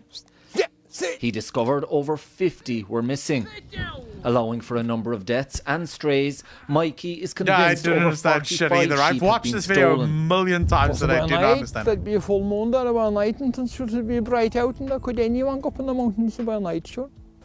Well, there was 45 sheep missing, Mike, and the lambs and everything, and the sheep, just count out the nice bit of money, Mike. To be done about it, nothing. Mikey's next door neighbour says some of his sheep have also been stolen. Come back. I'm missing about 10 ewes. It's not all that difficult. All you got to do is have a good dog. Have a good dog and go at night, some moonshine night. I can hear some words, right? Like every once in a while there's a word that I go, oh, okay, I get that. But the rest of it is just like, what the fuck is this guy saying? He said it was bright up, but there was some sheep missing. Dude. Just put the dog around him, put him on a trailer or walk him. And then probably somebody else to pick him up. Someone has to pick Whoever him is up. doing it knows what he's doing. The IFA says the That theft guy's of a bit better. livestock has become a serious problem across the country in recent years. Furious, are you from Ireland? All I heard was 45 sheep missing, you know? To be sure. It was a good youngin'. What's not to understand? Dude, I don't understand a fucking word, bro. I would not be able to have a conversation with this guy. Causing significant financial loss and inflicting stress and trauma on farm families. Gardaí and Dingle said they're investigating the incident and a report has been submitted to the Department of Agriculture. In the meantime, one of the farmers is offering a €2,000 reward for any information leading to the return of his sheep. Sean McAteague, RT. I'll be honest with you though, even the guy speaking the normal Irish is a bit fucking difficult to understand at times. I must say, Irish sounds really cool, but is a bitch to understand. The sheep didn't understand where they needed to go due to his accent and got lost.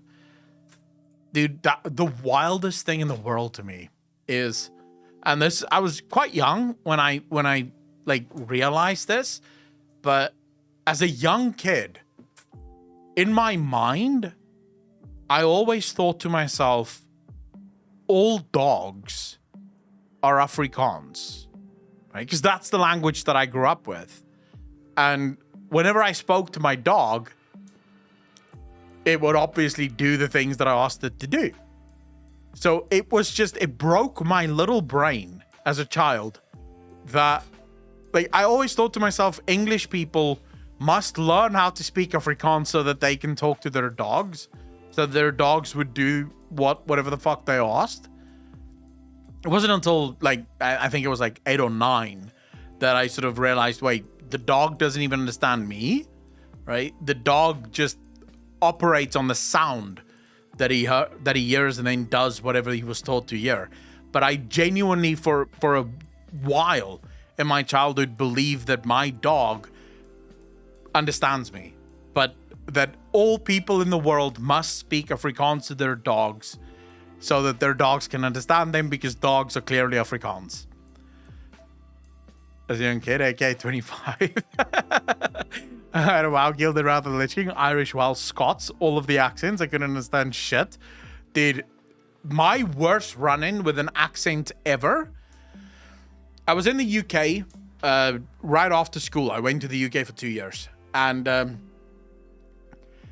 I got a job in Scotland, like literally the Hilton Craig and Darragh was the hotel was called the Hilton Craig and Darragh. I got a job there as a scullery, so I was washing the dishes, and the chef was like from the Scottish Highlands. And even at the best of times, me and my friend didn't understand a fucking word that this chef said.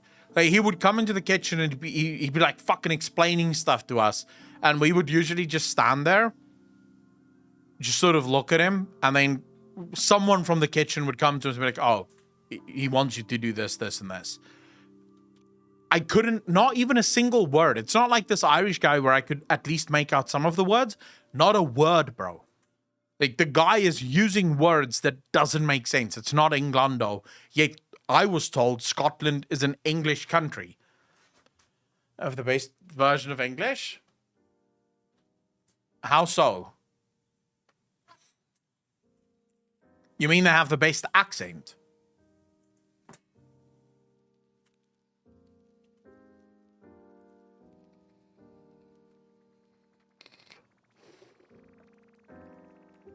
The strongest Irish accent you'll ever hear.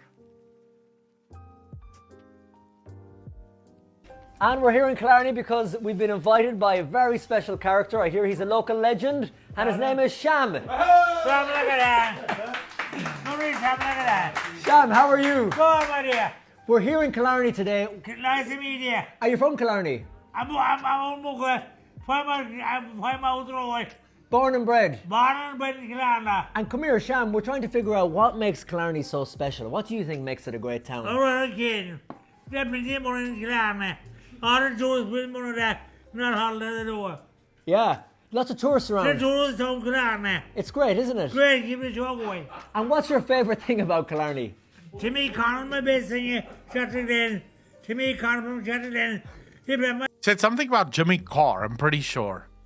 I don't think he's even using words. better to me, Conor. Yeah? Saturday. Good player. And I tell you what we're going to do today. Tell me if you think this is a good idea or not. We're going to go with the Jarvie. Jarvis. Yeah? Good idea? Quite a know. You're I'm not Jarvis. I'm a farmer. a farmer. I'm a child farmer. And is this your regular spot? We're in O'Connor's bar. I got Jack this too now. To be fair, though, almost all Irish people sound drunk when they fucking speak. It's like Dutch. Dutch is also very drunk Okay. language. I moved around. You moved around a lot. I made like this statue. But come here, is this your favourite pub in town? No, I enjoyed them there. They're good to me. They're good to The you. girl in the bar, they're good to me. Linda. They're good to me. Linda's good to you. She's back there somewhere. She's hiding from the Hiding camera. the camera. And what's the pint of Guinness like here, Sham? Good. But I not just in my life. So you recommend Killarney anyway? Best town in Ireland? Best son, Yeah. true son. And what age are you now, Sham? Do you mind me asking? 71 gone. I my birthday in December. 71 gone. Well, you do. Dude, he's not using words. There's not a single fucking word. It's just words require consonants. This guy is just stringing a bunch of vowels together. That's not a word. That's just a noise. I tell you now, there's not a single fuck, even an Irish person in chat, that can fucking honestly say they understand what the hell this guy is saying. He has to be just mumbling, right? To you, that if I speak Spanish, you will understand me more than this guy. Dude, I'm pretty sure I will understand any language better than this fucking guy. These vowels. Do all the vowels for the internet speak?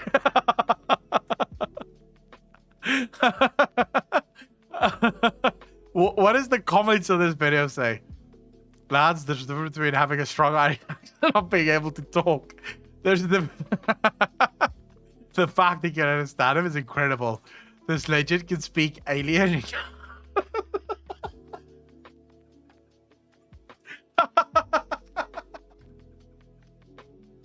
Oh my god. This legend can speak alien in cursive doctor's handwriting. That's astonishing.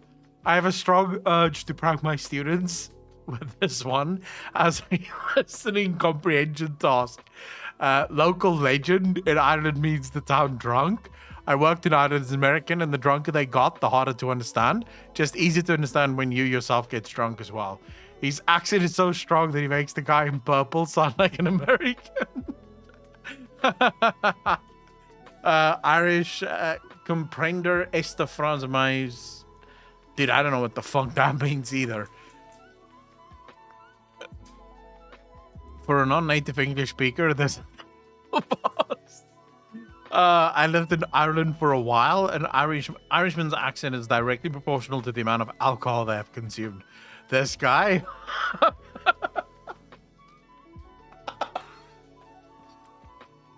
Just listen. Oh, this is funny. This guy. Dude, I can't fucking get through this. I can't get through this. I'll just make it bigger so you guys can fucking see. Just look. Just read that comment, please.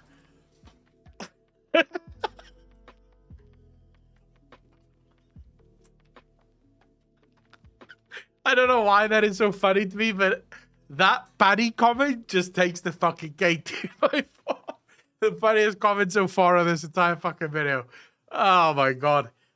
You pick out some of the words, but think about it. Every part of the mouth is used in speech. It's like got 3 teeth. Oh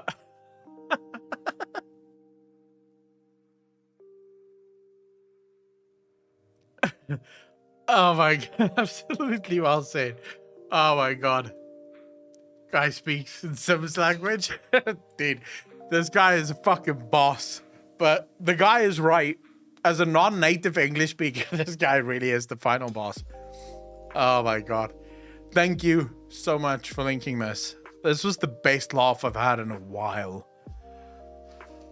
Oh, fuck. That was funny as shit. I don't know. Absolutely well said.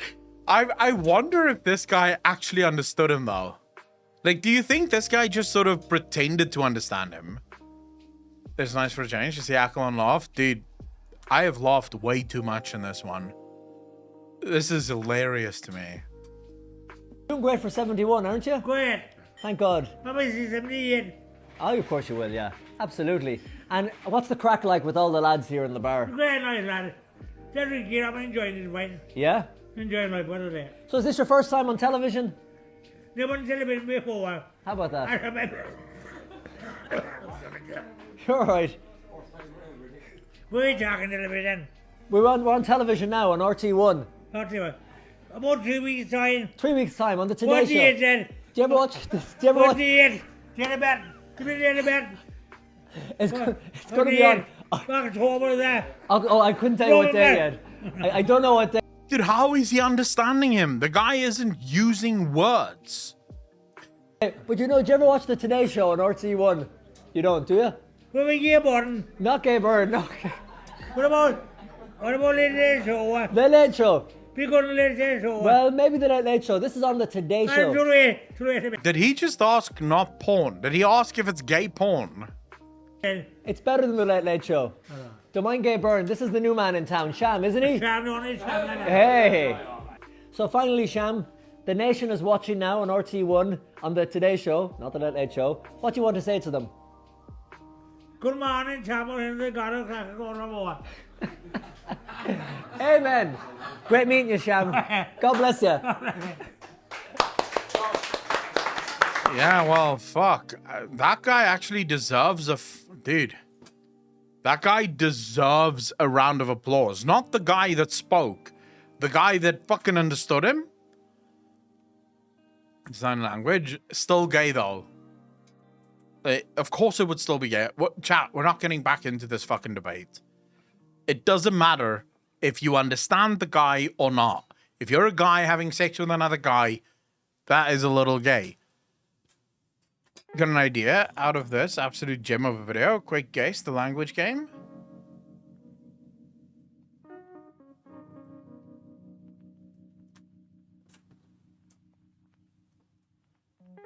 What the hell is this? The greatest language identifying and guessing game. Are we gonna go for hard, chat, or are we gonna go...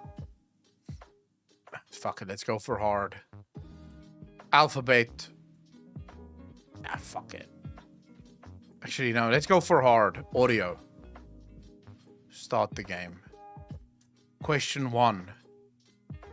ਜਾਣਕਾਰੀ ਮੁਤਾਬਕ ਅੱਜ ਵੀ 8% ਨੌਜਵਾਨ ਬਾਗੀ ਹੋ ਕੇ ਵਿਆਹ ਕਰਾਉਂਦੇ ਹਨ 20% ਨੌਜਵਾਨ ਅਤੇ 70 ਤੋਂ 75% ਨੌਜਵਾਨ ਯਾਨੀ ਕਿ ਆਪਣੇ ਜੀਵਨ ਸਾਥੀ ਨੂੰ ਆਪ ਲੱਭ ਕੇ ਪਰਿਵਾਰ ਦੇ I think it's Punjabi. Okay. Референдумот најпрвин беше предложен на почетокот од оваа година кога беше начело на државата. Предлог законот за... Sounds Slovak. Fuck! Okay. Overwegende dat terzijdestelling van... Dutch. Easy. Tant que sa culpabilitat es pas estat establida legalment al curs d'un procès public con totes les garanties necessàries per la seva defensa. Spanish? Dude, I don't even know what the fuck language that is. Occitan. I don't know. I didn't even know that was a language. I think that... Oh, never mind. It's the fucking language I didn't know. Значит, даже с увечной тебе ничего не светит. That's Russian, right? That has to be fucking Russian. На свете. Мир достается That has to be Russian. Yeah, sounds like fucking Vladimir Putin.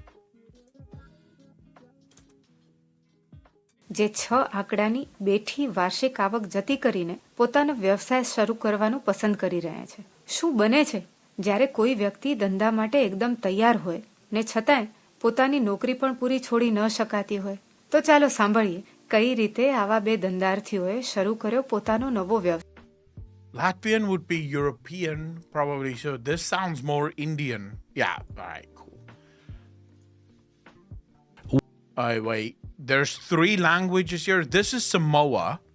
I don't know what the fuck these two do.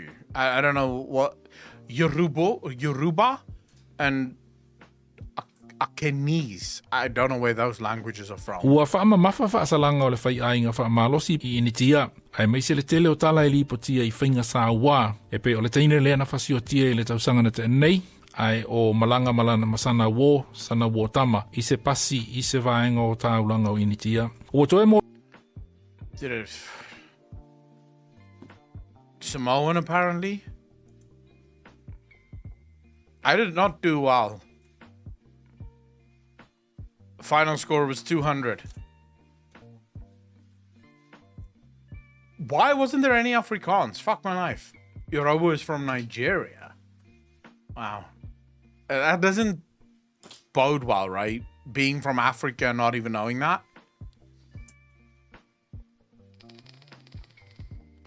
You want to go for the alphabet? Okay.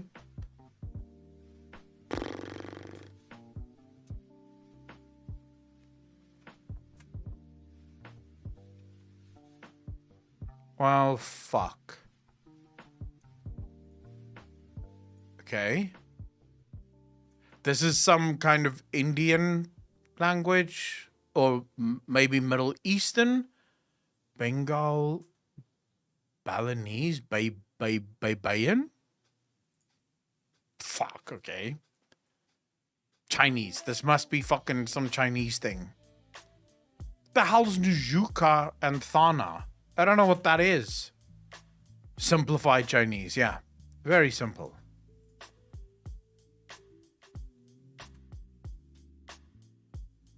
Also some kind of maybe Sudanese, because it looks Middle Eastern. No, never mind. Wait. Georgian? Isn't Georgian in Europe or part of Europe? Eastern Europe, maybe? Or is it Georgian Middle East? Middle East Asia, Georgia.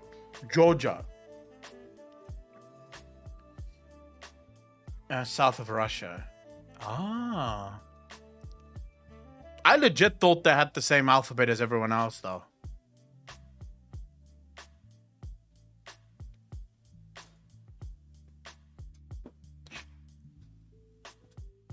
What the fuck?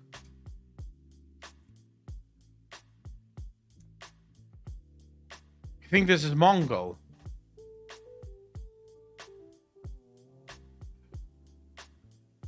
Dude, it looks like pictures.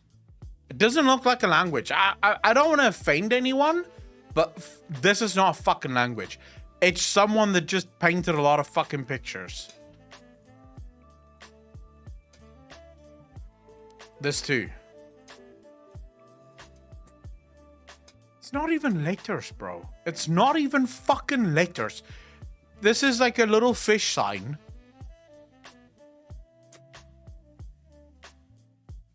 I don't know what this is. Andy, how do you know these things?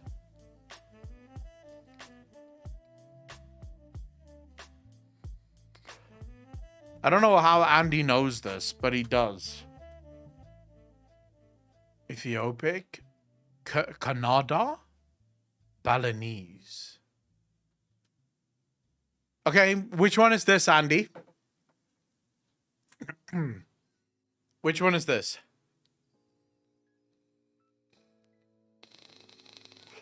This does actually look a little bit like Domination Runes, yes. Looks like Among Us characters.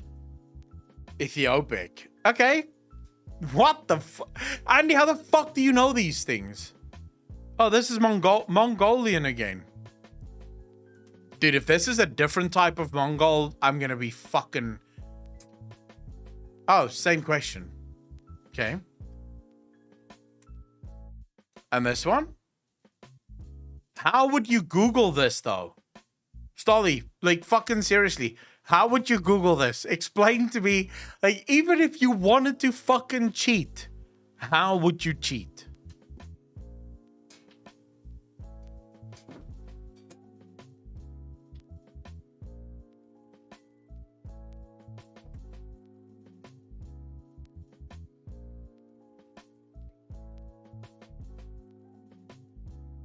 Phones have translated, though, through the camera? Dude, I don't know. Like, no, your phone would only have a translator if you have the language installed, though.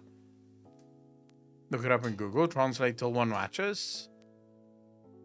I don't like this game. This is too difficult. Like to report a potential heretic. I am a firm believer that we should do away with all other alphabets except for the one that we use in the West. Everyone should use the 26-letter alphabet because it's the only one that matters. And that includes all of these fucking European countries that keep coming up with their own letters for shit. No. Use the ones we have. You don't get to invent new fucking letters as you fucking go along. Use the ones we have. Especially like German. German have a bunch of stupid fucking characters that's part of their alphabet that's just a mixture of the letters we already have. It's like, dude, just put the fucking two letters together. The sound that you want to make, you don't need a new letter for that sound. Just take the two letters and fucking squish them together. Bam. There you go. Is the Hungarian alphabet? It's the English one expanded? No. Everyone should be on the English one because that's the only one that fucking matters. Yeah, the umlaut can go suck a dick because the umlaut, again, just... It's like... Why do you need special alphabet characters for sounds? Just make the fucking sound.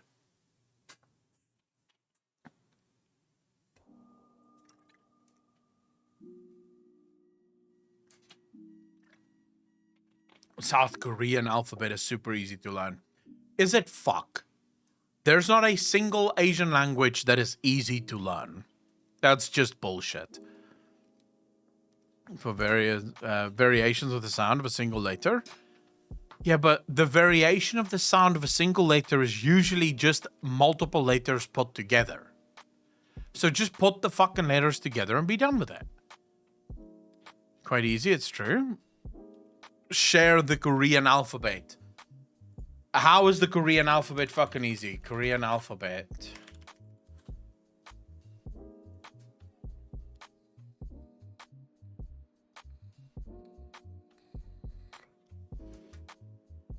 This is easy. The fuck is easy about this? They have one symbol for two fucking letters, right? So G and K, same symbol. N gets its own, no problem. D and T, same symbol. Dude, passing a fucking exam must be a bitch. You mix 2 or 3 syllables, I think, obviously, because it fits their language words. Shouldn't, though. Like, what happens if you get into an exam, you write your word, because, you know, why wouldn't you? You write your word, and then the teacher goes, oh, that's wrong. It was supposed to be a K, not a G. And I read it as a G. Go fuck yourself. You're like, no, but I meant it as a K. I read it as a G. That's wrong. Not pronounced the same? Yeah, sure. They're written the same. Make similar sounds. As someone who thinks he's K and G and T and D, this sounds like for me. Exactly, so it doesn't matter. Yeah, but it should matter. No, the English alphabet, clearly the best alphabet. Actually, you know what? And this comes from someone who is actually Afrikaans first language. English second language. But I actually believe in my heart of hearts that English should be the only language as well. Like, we should do away with all of these other fucking languages because it just makes things hard. I also think that time should be standardized. Like, all the Americans should go on GMT +2, or maybe we can do Central European time. That would be fine too. But I don't think we should have all of these different time zones. It just makes things really fucking awkward. Like, whenever I want to watch the League of Legends World Championship and it takes place in the US, I have to convert the fucking time so that I can understand what time I want to watch it. That's just bullshit. Everyone should use the same time zone. That makes it just easy. And I don't care. Like, how is that going to fuck you up if in America you happen to work during the AM hours rather than the PM hours? It's just hours. It's just an AM and a PM. No one minds that, but at least the rest of the world fucking understands then. Everyone should get on the metric system because fuck you with your pounds and your ounces and your bullshit. No. Everyone uses the metric. It's much easier. Everyone understands it. Miles can also go fuck themselves. Let's use kilometers. Again, I want to standardize this shit because I think humanity is having a really tough time moving forward in this world because everyone seems to be going their own fucking way and it just doesn't make sense. So we use English as the only language in the world. That makes life just a lot easier. Then we use the alphabet that is English because we've decided that English is the only language in the world. Again, just, you know, it's obvious. Everyone uses the metric system because, again, it's obvious.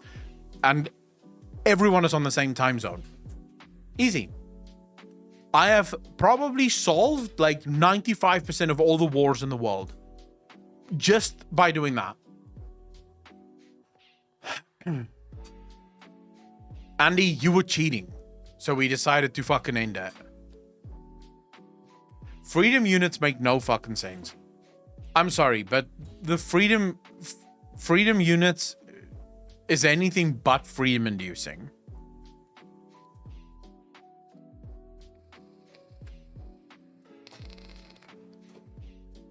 Wait, does China use the same time zone?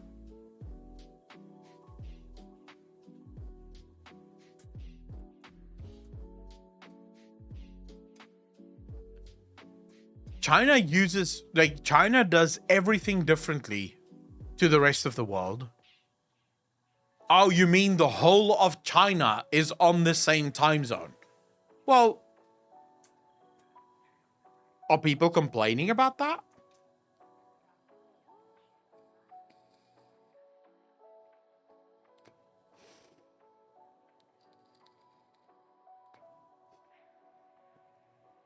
I mean, look, at the end of the day, it's just a different hour. I think they're not allowed to complain. Oh, yeah, true. Sag. What am I watching? That's very loud. Today we are going to look at the wonderful world of English. And since I'm not a native English speaker, this is going to be funny and weird. Okay, let's look at this word here. G-H-O-T-I.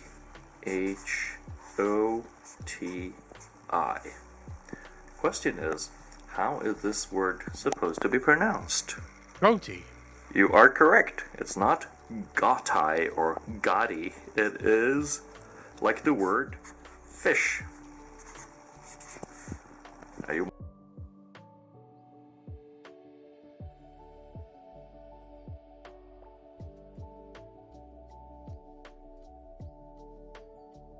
The fuck is it fish? How is it fish?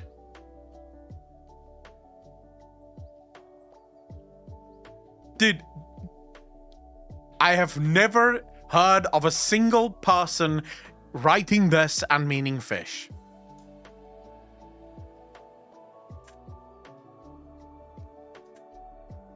English doesn't suck. What sucks is someone who found like the few Shakespearean words that was written fucking stupidly. Because this is not a word that anyone uses. You might wonder why, but it's actually very, very apparent when it comes to English. Let's look at how Goti is spelled. G-H-O-T-I, or fish in this case. We're going to take the first part here, G-H. And that can be pronounced like in the word laugh. And that is definitely an F sound. Yeah. How about the next part here? The O part here. How about the O as in women? Well, women. That's pretty much like an I in my ear. Women. But no one says women. You say woman. Woman. It's an O sound. Oh, it's not I. It's bullshit. How about the TI part of Goti? This part. Well, how about the TI in patience? And that is pretty much a sound. So when we put the F... It's not a real word. The dude literally just used different words, different sounds in different words. Like he used the letters that sounds like something in different words and put that together to make up a fucking different word. Not a single human being, if you wrote goatee, would go fish. No one would fucking do that because you'd be a moron to do that. Illustrating why English is dumb, but English isn't dumb because only a fucking moron would think goatee spells fish. It's obvious. It's fucking obvious. Some people say wash when they mean wash. All right, so if you don't want to use English as the mainstay language, what language, pray tell, would you guys suggest as our universal language? South Korean is easy because each sound has a single letter. You think German should be... German is fucking difficult, bro.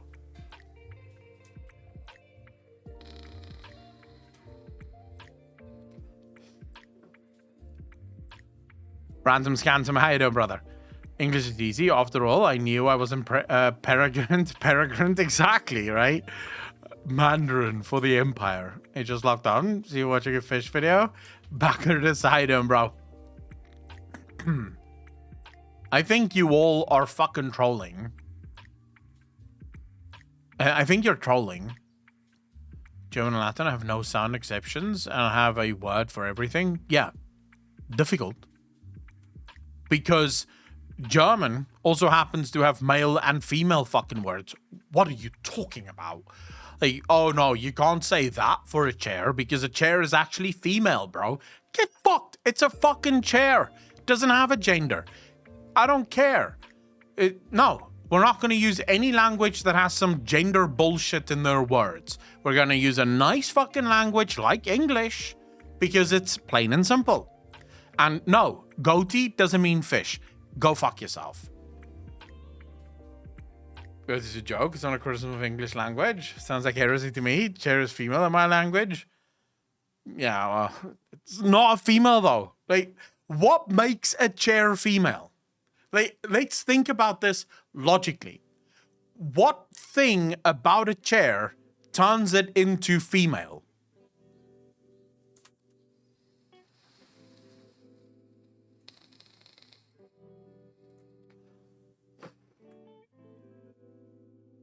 But no, the thing is, right? So a chair has 4 legs that could possibly be a penis. So probably a penis.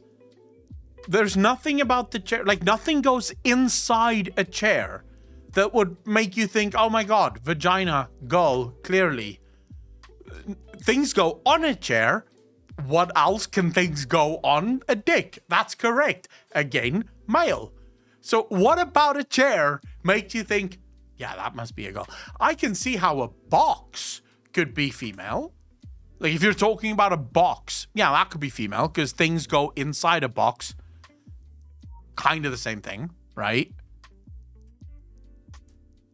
That thing I did to my chair. Never actively think of the word gender. That's just how it is. Lots of my language doesn't have pronouns like she or he. We need to change fishing to goating because a chair female is weaker than armchair male in male language. You are complicating it more now, Akalon. Stop gaslighting us. I'm not gaslighting you. I'm trying to explain to you just how fucking wrong you guys are with this shit. It makes no logical sense. Like, a box could absolutely be female. A chair cannot be female. It doesn't make sense. These are all rules that's stupid and should be forgotten. We don't need it. Tenses aren't difficult.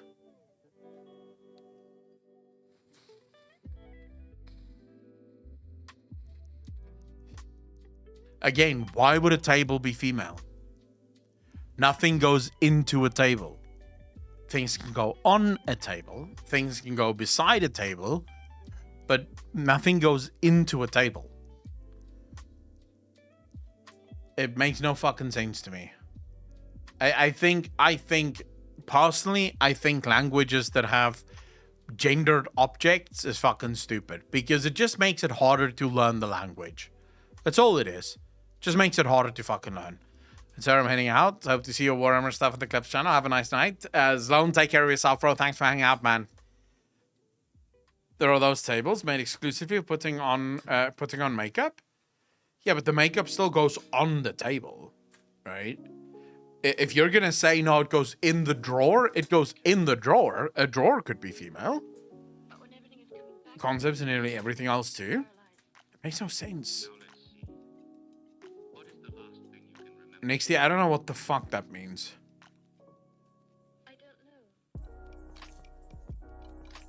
In Greek, a chair is female, but a table is neutral, no gender, as you sit in a chair and not on a chair. No, but you sit on a chair. I'm sitting on the chair, not in, because you're technically not really in the chair, are you? You're on the chair.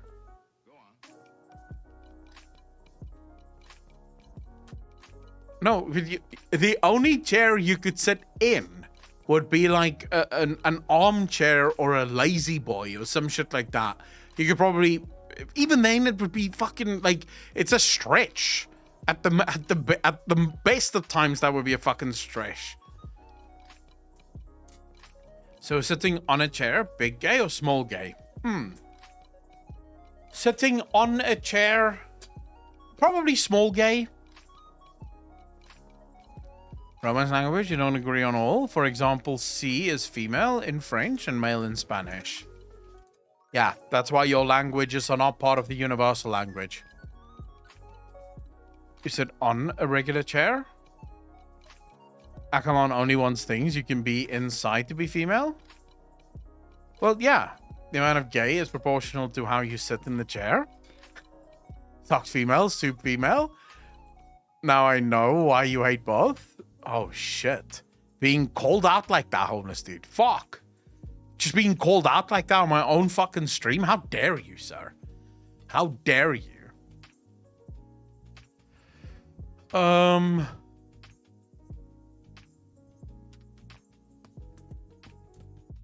We kind of have to watch this. This is the addendum to number 3 that we watched the other day.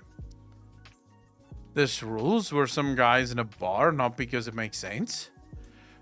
I'm properly convinced that most language, like most rules about language, was made up by people that's drunk. If I take my own language, for example, there's a number of things. So I'll give you guys, here's a good example of something that makes no fucking sense.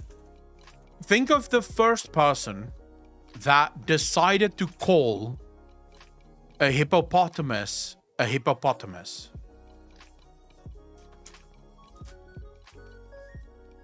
Like, think of the first person that saw a hippopotamus and thought to themselves, you know what? I'm gonna call this a hippopotamus. Why?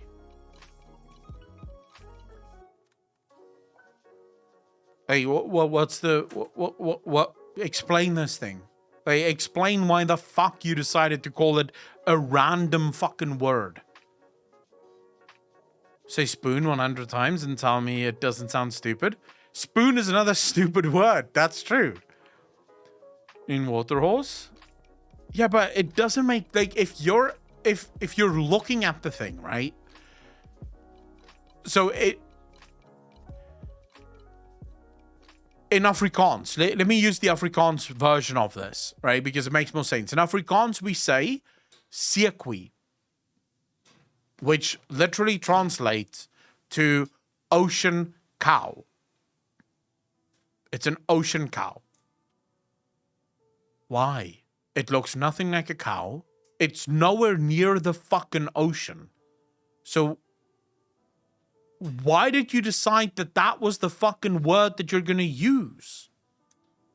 But some drunk fuck was sitting on the shore one day, saw this thing, and just went, ha, that's a sea cow. Easy. But it doesn't look like a cow. What kind of cows do you have?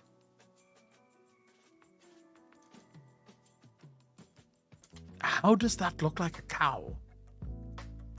I'm sorry, the cows that we have here doesn't look like any of those fucking cows. Manate, or how it's written?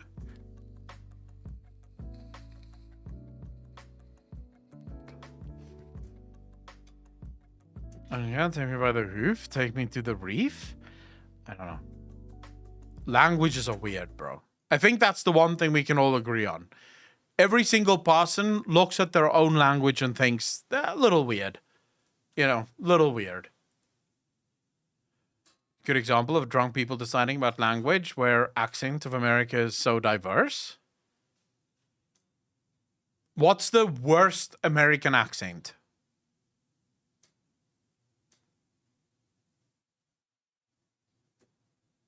Like in your mind, everyone that, whether you're from America or not from America, what would you classify as the worst American accent? Canadian.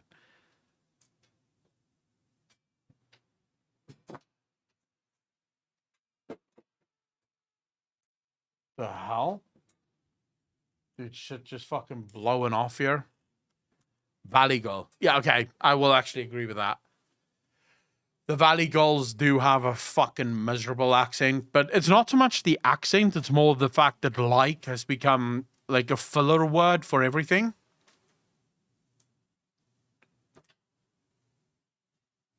I like the Southern accent.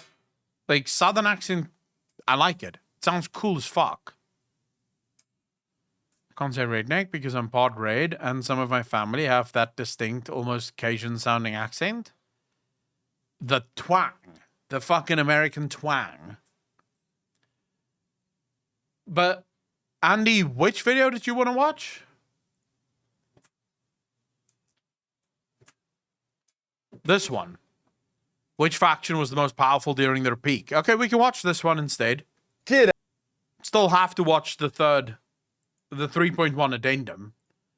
But we can watch this one instead. Not relevant now, in my opinion, except in Hyperball. Okay, so this is from Major Kill, I think. Yes, Major Kill. And he asks, which faction was the most powerful during their peak? Obviously, the Imperium of Man.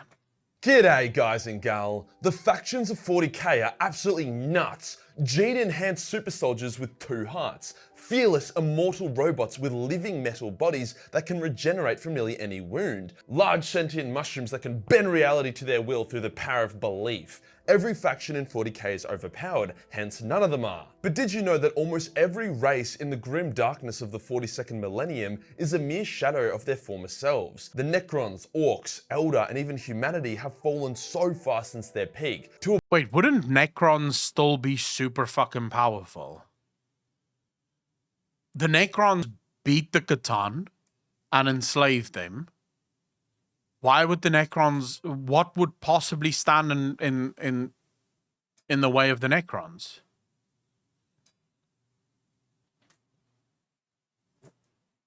But they aren't united anymore? They're disorganized, otherwise they would stomp everyone? Ah. Wait, how did they break apart? I'm assuming he's probably going to tell us, so we'll see. To a point where if one of these factions were to return to their old level of power, they would dominate the galaxy within a few short years, or even months. You know the Primarchs? Well, they would be like low-level foot soldiers compared to the stuff that used to get thrown around. But which faction was the strongest? Yeah. Before we get started, I gotta hit you with a little flex. Although I humbly refer to myself as Major Kill, the truth is that I am actually Lord Major Kill. As through today's sponsor, Established Titles, I now own 1 square foot of plotted land in Scotland, which by legal technicality makes me a lord, and you can be one too. But before I give you my sexy little discount code, what is the point of being a lord? Is there a tangible benefit? Yes. Firstly, you can actually put your title of Lord on various different documents, such as boarding passes, credit cards, or even dating apps. Anything that would What a weird sponsor. usually accept Mr., Mrs., or Doctor is eligible. The second benefit is that Established Titles plants a tree for every person that becomes a lord through them. So there you go. On top of all that, your small kingdom is actually tangible and you can even look it up and potentially even visit it. Now for the sexy discount code. Using my link below, you'll get an additional 10% off an already large sale they are currently running. And all plots bought using my link will be next to each other, making a Major Kill empire to rival the Imperium of... What happens if Scotland runs out? Like, I don't know if Scotland is the right place to do it, though. The UK is pretty small. Like, if every human being on the planet bought a spot in Scotland, Scotland would have no space left. It would just be owned by the world. Not running out of individual square feet anytime soon. Yeah, but if the whole world bought a bunch of squares, it could easily happen, right? Easily. Maybe the world are not going to buy this, but maybe we should all buy this. Like, we could own Scotland, boys. Like, easy. Just everyone buy a square foot, and I'll become the president. And as soon as I'm president of Scotland, fuck it. Do whatever the fuck you want. I don't know if there's actual advantages to being a fucking lord in South Africa, at least. Man, move over Horace, there's a new War Master in town. Cheers to Established Titles for sponsoring this video. Today we will analyse various different 40k factions who are past their peak to try to discover which one was the most powerful. After I discuss their lore at the peak of their power, I'll do a ranking to see which race was the most powerful. I won't be including races that haven't peaked yet, so no Tyranids or Tau. Let's get into it.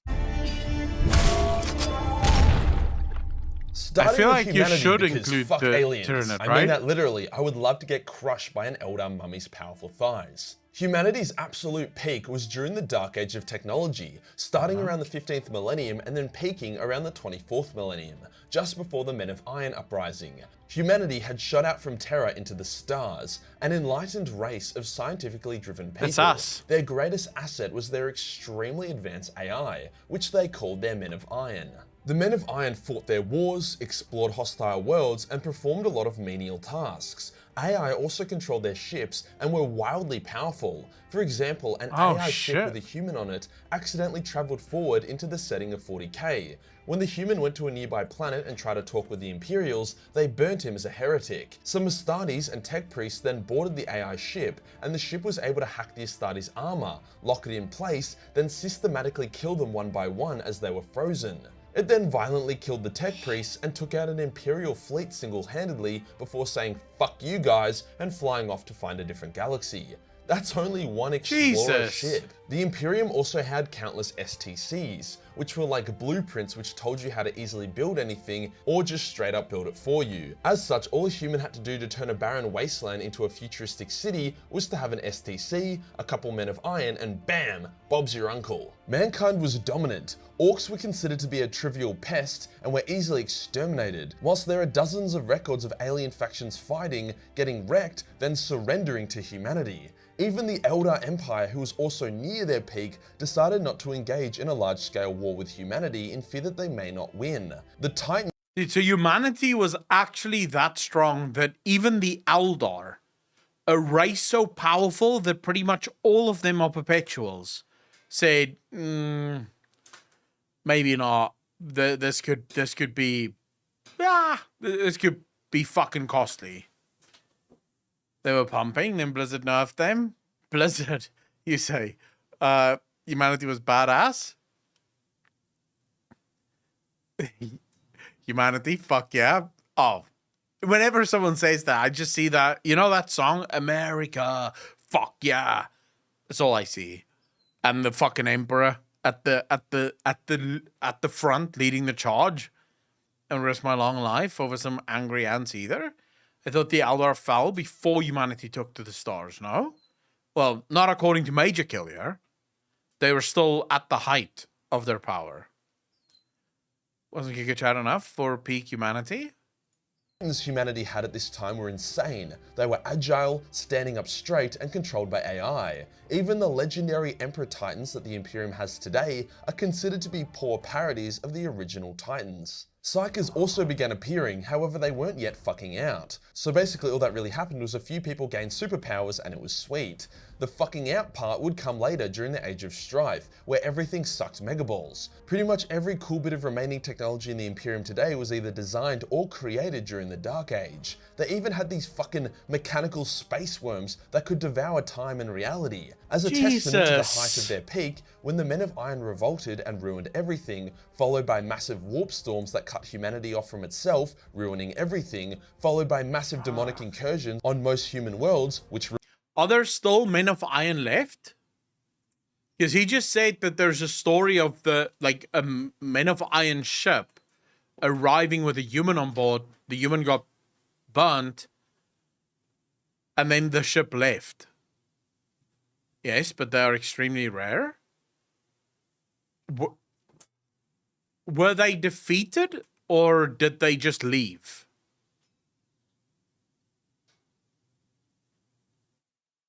There's still some, but there is specifically a rogue one left who offered interesting dialogue on the Omnisire.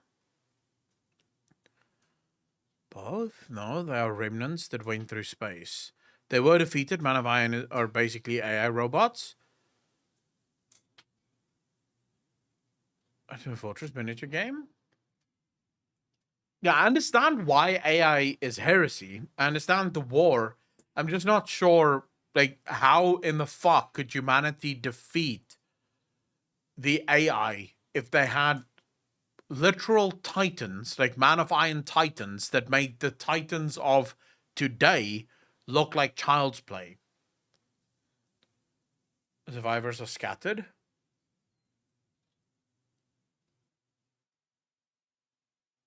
Finding a Nazi in the modern day, but everyone is wanting to shoot them in the head if found. Fuck.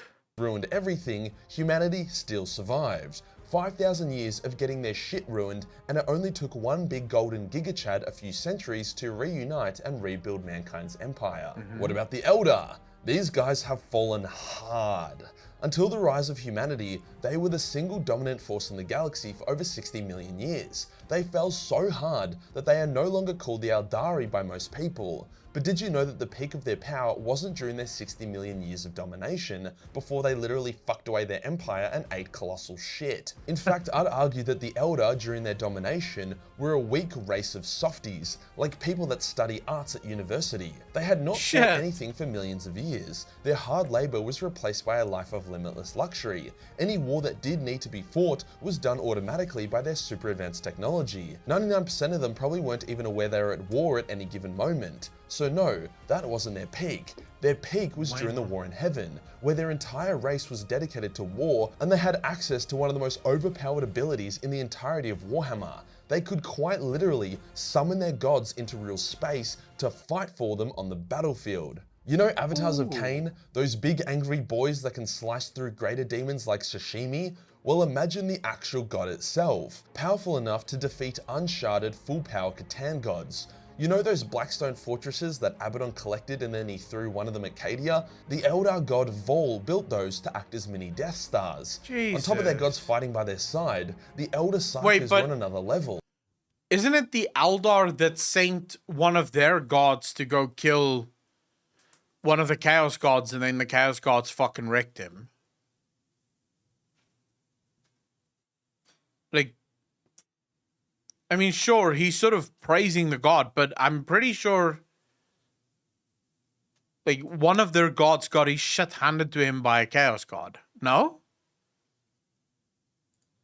Able to level entire continents with a thought, whilst their Cainite melee warriors were powerful enough to go toe-to-toe with Krorks. If a Cainite warrior was to enter the setting of 40k via, I don't know, escaping Trizin's museum, he would make the Phoenix Lord— There's the one, Great Sage. Yes, yes, yes.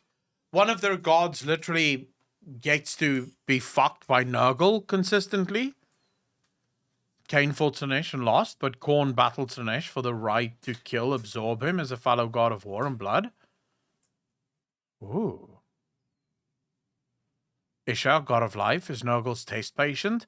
Yeah, I would say, like, sure, okay, they had the ability to summon their own gods, but their gods seem to be puny as fuck in comparison to the Chaos Gods. I still put humanity over them because, at least with the Emperor could probably stomp one of the Chaos Gods shit in if he wanted to. Look like little bitches. Dude would probably be able to pull the Elder back into another golden age through sheer martial prowess. As for their Psykers, the Elder are considered to be some of the best Psykers in the current setting, yet they only use a small fraction of their power to avoid drawing the attention of Slanesh. Imagine an Eldar Psyker with no Slanesh, a much more controlled warp, and the old ones to guide and teach them. The Emperor would look like a glow stick compared to their raging fire. On top of all that, all the tech that the Dark Elder have stored away, like the Planet Killer stuff, was open to use, whilst the webway was fully intact. Another spawn of the old ones, we now have the orcs, or the Krorks as they were known. Despite the Elder and the Old Ones' power, they were losing to the Catan and Necrons, hence the Old Ones created the Orcs as a last-ditch experimental weapon. 12 meters tall, clad in power armor way more advanced than anything the Imperium could produce, and full of war, there was nothing on the battlefield that could realistically take these guys on. I don't think you appreciate how tall 12 meters is. For context, a Primarch was a bit over 4 meters tall, 5 meters in the most extreme situations. A Krork was well over double the height of a Primarch. During the War of the Beast, the Orcs had developed I mean, if a Primarch is between 4 and 5, then you're looking at 3 to just under 3 times the size for an Orc. I think Chaos Gods are like Big E to the Elder Gods Custodians. Jams, thank you for the follow, dude. Really appreciate that. Welcome to the channel. Welcome back, actually. How you doing, bro? I mean, yeah, the Gorks clearly fucking powerful. Krorks, who were stronger than Vulcan and actually beat him in a duel. These Demi-Krorks were so powerful that they raised the collective intelligence and strength of every Orc in the galaxy just by existing. These were Demi-Krorks, not even the real thing. Do you see what I mean about the Primarchs being mere foot soldiers if they were used during the peak of the other races? Unfortunately, we don't know a whole lot about the Krorks, and most of their lore comes from a quick conversation when Fabius Bile sees one in Trezin's museum. Imagine if that one got out, holy shit. Now that would be a setting shakeup. For the last race, we have the Necrons, peaking with their Catan god overlords during the War in Heaven. Unlike the other factions who have fallen from grace due to getting kicked in the balls or kicking themselves in the balls in the Eldar's case, the Necrons are actually quite similar to what they were like during their peak, with a few key differences. The main one being that they attacked and broke their Catan overlords, cutting them up into shards and now using them as wildly overpowered Morny, thank you so much for the primes. I did really appreciate that. 18 months in a row. Thank you, bro. First time chatter, who does? Fuck you, Morny. How you doing, bro? Pokemon. Without the Catan, which were the Necrons' greatest weapons, their power diminished significantly. The cost of breaking down the Catan was also great, with many Tomb Worlds, Necrons, and technology being destroyed in the... I would say the Necrons, I would probably put the Necrons as the most powerful. Just because from what I've learned about the Necrons, these things killed fucking gods, bro. Like, actual gods. Not like humans that's fighting each other and sort of fucking kicking the orc shit in. These things fought planet eaters. And not... Dude, they're not only Giga Chat because they fought planet eaters. And because they beat planet eaters. They then said, you know what, we're not going to kill you. No, we're going to fucking enslave you. You'll now work for us. The war against their old masters. However, what really has fucked them is, ironically, being given free will. Before they went to sleep off the massive galactic hangover that was the War in Heaven, the Silent King was in total control of all of them, meaning they fought with a united purpose. However, since gaining free will, the Necrons have become petty as fuck, preferring to have civil wars and sabotage rival dynasties rather than actually fight the galaxy. This is why they don't seem to be a massive threat, despite having by far the most advanced technology and potential. If united, they wouldn't be too far off their peak, and the galaxy would be their bitch, but they have so much pent-up resentment and bitterness towards their rivals that galactic domination is the last thing on their mind. I mean, the fuckers have a device that can destroy half the galaxy if you accidentally sneeze on it, for Christ's sake. Alright, so now we have a good understanding of what each faction looked like when they were a big boy. Which one is the most powerful? I'm gonna have to put humanity last, despite the dark age of technology being a hectic thing. The biggest issue with their power ranking is that they weren't a warlike race. The galaxy was a pretty safe, tame thing during their expansion and domination. The Elder were chilling, the Orcs were just easy to exterminate from orbit, and there just wasn't that many alien races that they encountered. I would say the one thing that I could push back on to his claim that humanity, would be lost, what humanity lacked in sort of pure strength, they made up for with innovation. Far more than what seems to be the case for any of the other races. So the other races sort of rely quite a lot on their talents, the things that they were born with, the strength that they have innate to them. Humanity, on the other hand, is... So I would actually use... Who's the strongest superhero?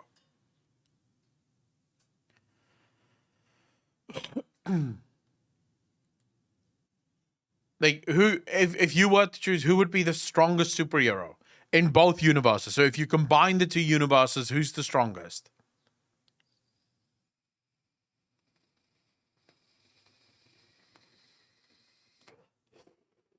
Okay, so according to the theories, at least out there, it's Batman. And the reason it's Batman is technology. So Batman, in order to beat Superman, Batman made a ring of kryptonite. And this is how he killed Superman. For Hulk, he actually used adamantium steel to make bullets and also a sword, I believe, that eventually cut up Hulk into fucking shit. So Batman, whilst being the only non-real superhero, is the strongest due to innovation, right? Just the fact that he uses technology to play on the weaknesses of the other superheroes. I would argue that's probably why humanity may be first. Now, it's just a theory, obviously. There's many holes in that theory itself. But I would argue that humanity would probably have the same advantage. Superman in the comics has lifted a book of infinity pages, dragged like 1 million planets across galaxies with ease, pushes around quintillions of tons, moves millions of times faster than light, jams, and yet, whenever he comes into contact with kryptonite, he's a little bitch. Didn't think the rest of the galaxy is that much of a threat, so why not settle scores? If you use proper physics, Flash can create the biggest nuclear bomb with a punch. He does, though. No way Batman is stronger without kryptonite around. Yeah, but that's the thing, right? Yeah, sure, without kryptonite around. But that's the thing. When you have scientific innovation, you'll be able to identify the weaknesses of each thing that you go up against and build something to destroy each of them. Entire new timelines. Current Thor absorbed gamma radiation and hulked out. He ripped out Yggdrasil, a tree that has roots that run through reality. So I would actually probably put humanity first, just due to their intellectual fortitude and innovation. That were notably powerful. Despite their non-warlike attitude, as well as their reliance on the Men of Iron, they were still able to beat their robotic rebels during the uprising, meaning the Men of Iron actually couldn't have been that powerful overall. Their fleets were impressive, but when compared to the peak Necron or Eldar ships, their AI warships don't really seem to have much of an advantage, if any at all. The armor lock that the AI did to the Astartes also probably wouldn't work with the advanced Xeno races. Mankind would... Check Discord, hold up.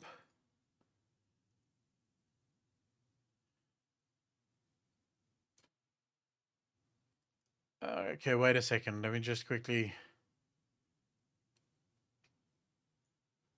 Alright, so short-lived vermin borrowing from long-lived degenerates. I don't understand your fascination with humans, Trazen. I admit they have poor qualities, certainly, unrefined without question, superstitious, no doubt, and primitive, fractious and grasping as well. Besides, their biology is disgusting.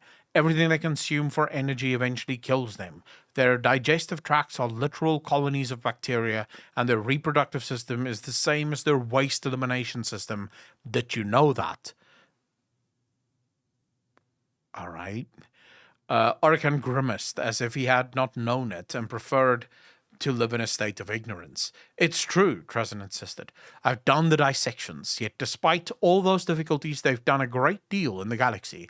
Their empire may in time eclipse the extent of ours, that ours was at its height. Perhaps it does already. They have not the coordination to tell. They are born weak, mature slowly, have short lifespans, and in a galaxy packed with creatures that come into this world fully grown and armed with fangs and armored with bone, they have still managed to become the dominant force through technology and will, Tristan paused, as if weighing whether to trust Oricon with this next sentence. They remind me a bit of us, or rather, how we used to be, ambitious but short-lived. Oricon growled, a displeased buzzing with his vocal emitters. We had greater technology, and their lives are much longer than ours were. Not by much, Tristan chided. Not really, particularly given that they cannot use stasis crypts during star voyages as we did. Oh, they artificially extend them with drug treatments and augmetics, or the awful surgeries of the Astartes. But that is a very small minority. Most are, overall, adjusted to their short lives. They consider it enough. See, Trazyn agrees with me. Would certainly not be a pushover if they were to be in the war in heaven, and maybe could become dominant if they focused their society on pure war, but as they were during the Dark Age, their peak was the lowest. Now it gets difficult, as the Necrons, Orcs and Eldar all fought each other during their peaks. However, it is clear that the Krorks were the next weakest, despite their individual warriors likely being the strongest. That's because beyond being frontline juggernauts, they really weren't that special. After the war in heaven, the Eldar were able to easily run purge campaigns to reduce the Orc populations and force them to devolve into Krorks. Imagine you have 1 million 12-meter tall Krorks on a continent. All it would take is one Eldar ship from orbit to bomb them and bam, no more Krorks. This dishonorable form of combat would then hurt the Wa, which would make the Krorks weaker as a race. They were a one-trick pony in a galaxy where gods, spaceships and orbital... So, Icehound, just to be fair, the Warhammer MMO is Warhammer Fantasy, not Warhammer 40k, right? We are diving like head deep into the 40k universe, which is completely different universes. And it failed because EA. Like, legit. If you want to know how it failed and why it failed, EA.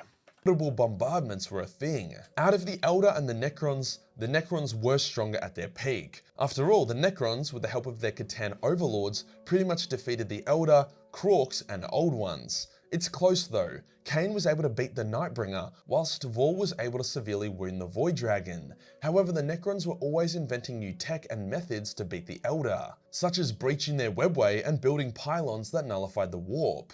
If it wasn't for the Eldar god of memes, Seo Gorach, tricking the Catan into having a civil war, followed up by the Silent King rebelling against them, the Necrons and the Catan would have genocided the galaxy and likely reigned supreme. But regardless of these fuck-ups, it's clear that during their absolute peak, the Necrons were the most powerful faction in the entirety of 40k. They are also the faction that can return to their peak the easiest. They still have the Catan in their Pokemon form, most of their technology from the War in Heaven, and the Silent King has returned. So yeah, if Necron models start selling a lot more, then everyone is.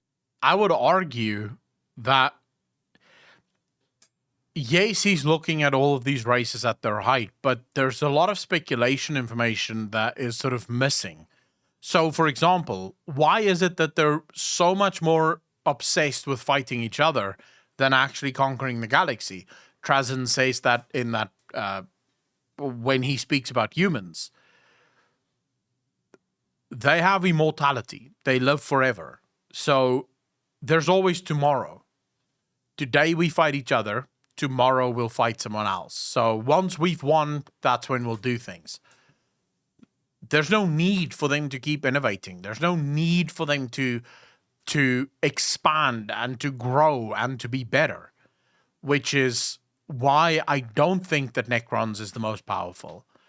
Because at their peak, they were already immortal. So I think they would still probably lose against the humans.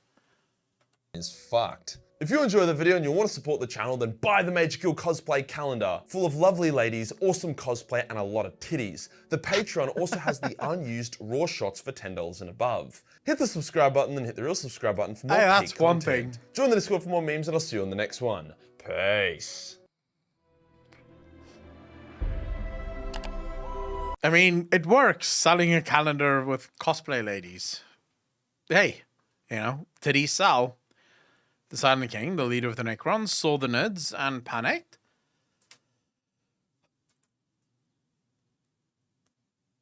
I've not watched any videos yet about the Tyranids. I know who they are. I know it's an alien race that came from a different star system.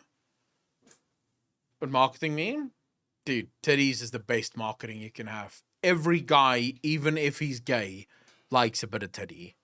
Like, everyone likes a little bit of titty. Tyranids will devour all biomass in the galaxy eventually, and then it'll just be the Nids and the Necrons living side by side, since neither have a reason to fight. Maybe. Allied with the Imperium for a bit to repel the Tyranids from a world. Haven't read that book fully yet. I'm always up for motorboating. Even some girls like him. Yeah, of course. How can you not like titties? Definitely fighting the Tyranids. The Necrons joined up with Dante and the Blood Angels to repel the Tyranids. I mean, the Tyranids seem to be the one, the one species that you really can't team up with. Because unlike all of the other races that would team up in dire circumstances, the Tyranids have one goal, and that is to consume all life. So, yeah, it makes sense that the Necrons would fight them too, because even though the Tyranids can't, quote-unquote, eat the Necrons, the Tyranids would probably still wipe the Necrons out, given the opportunity. Biomass to return to mortal form, they have to defeat Tyranids for that. Tyranids also don't have common conscious intelligence, VTuber physics, and a whole other level. Hey, being a VTuber has its perks, bro.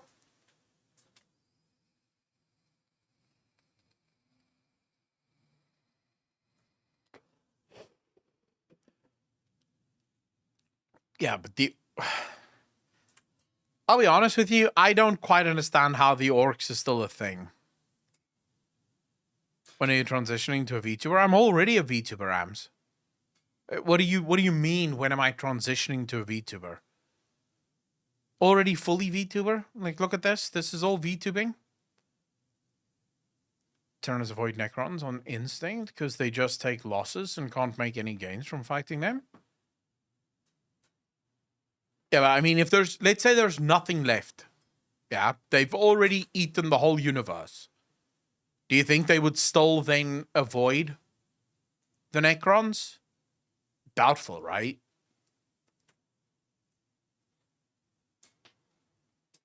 Grandorius, how you doing, brother?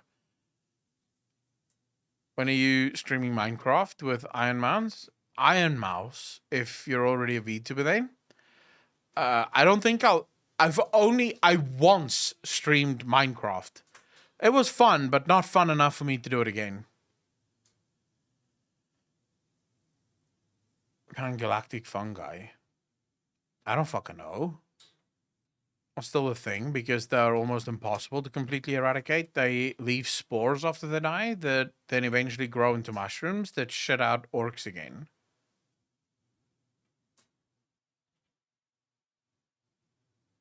Grandorius, I'm sure there's a lot of really big VTubers. And hey, more power to them. Like, all the power to them.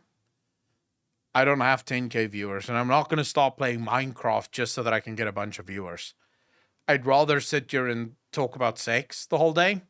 It's much more fun than playing Minecraft, I think. Minecraft's just not my type of game. Target of Minecraft? I mean, it's a survival game, right? Basically, the whole point of Minecraft is you make your own fun, which is why it is so successful. But as someone that cares more about story, Minecraft just really isn't my type of game.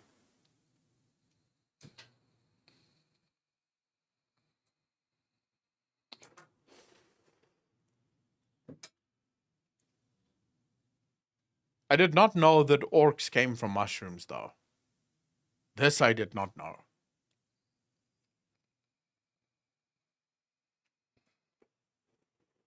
Oh, that's a good question. Have the orcs ever made it to Terra?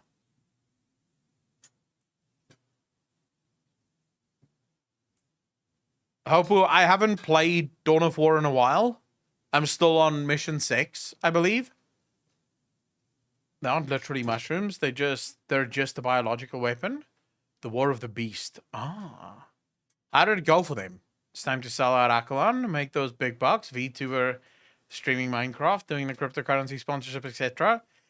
No thanks. I'd rather make a little bit less money but sleep at night. An attack moon orbited Terra. Close, they weaponized a moon and threatened Terra with it, which is hilarious. Jesus. Night Shifter, how you doing, bro? Thanks for the first time chat. Really appreciate that. First time I've been able to catch a stream due to work. How's your FF14 journey going? We haven't been in FF14 in probably 2 months or so.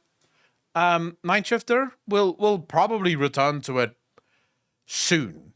Right now we're sort of on a Warhammer bend, so we've just been like fucking watching a shit ton of Warhammer. But at some point we'll return to the FF14 universe. 2035. Don't put pressure on me. Why are you gonna do that, Foul Smoke? Jesus, bro. I'm just chilling here, and suddenly you're like, oh my god, he needs to be at Endwalker in 2035. Hey, what? Am I supposed to speed level through Final Fantasy 14? No, I'm gonna take my time. 2035 seems a bit fucking tight to me. Took the return and sacrifice of Vulcan, the Primarch, to beat them. Well, I've been beating the orcs quite handily in Dawn of War, I will say. It's not that bad. They're stupid. Plus, playing as a Space Marine does have its advantages. Vulcan survived, actually. He can't die because orcs never get proper representation. Have you been beating them better than that hobo deck? Yeah. So the mission I'm on now with Dawn of War is just after the first time you encounter the Aldar. So you encounter the Aldar, then you beat them badly. Like you fucking kick their shit in. And then the leader of the Aldar sort of tell you, we can't keep fighting because you've basically fucked us, but you have to understand that chaos is at work here. And she sort of fucking like warns you that shit's about to go down. That's the mission that I'm on. Like literally the one just after that.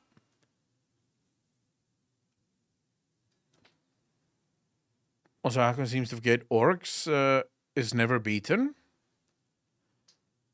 They can be beaten. Of course they can. I know that they like fighting. The War of the Beast was also a war led by Krork. So it was ultra difficulty, which is how they did such a damage to wipe out the Imperial Fists and make Primarch intervention essential. But that story is a mess of bad writing anyway.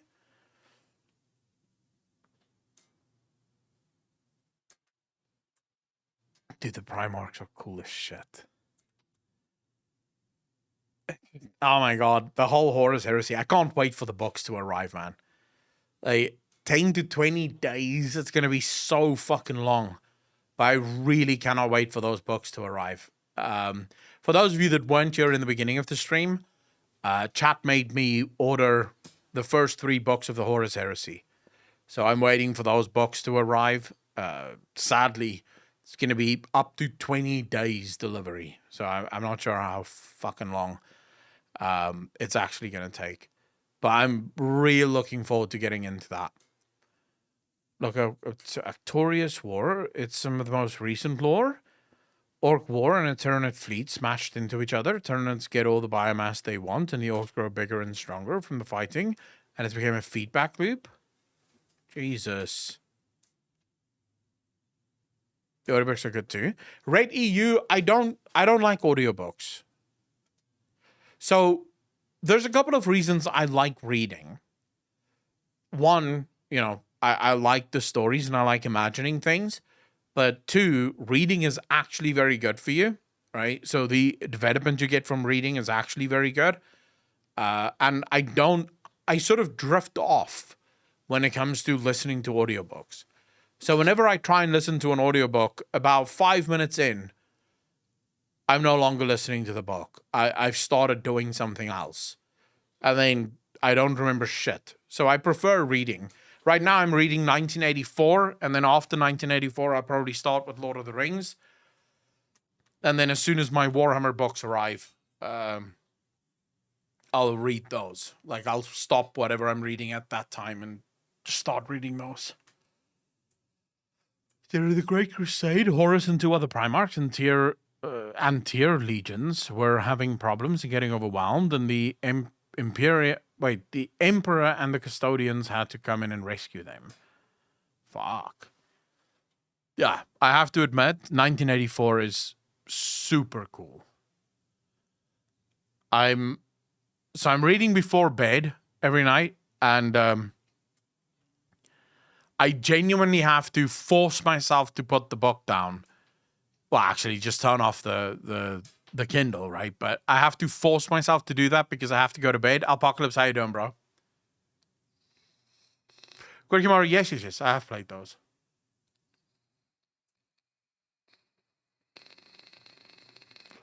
But it is kind of a scary world.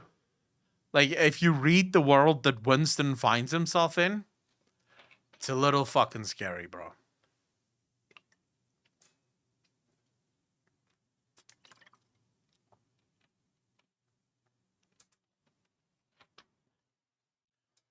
All right, chat.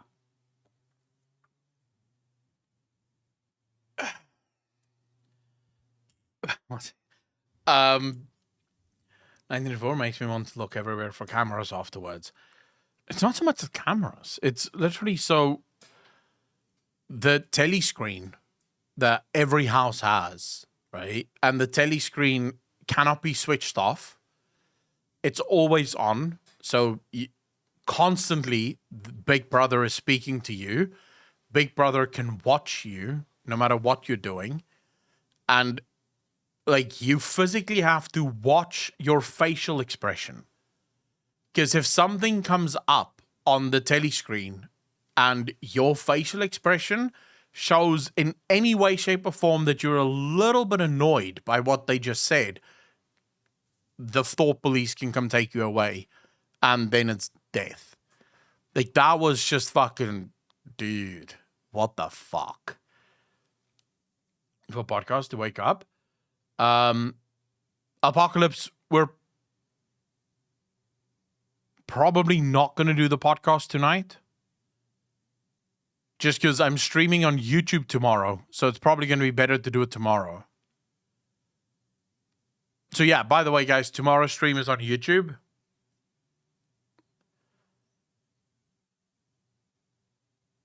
Hey, brother, I'm stuck.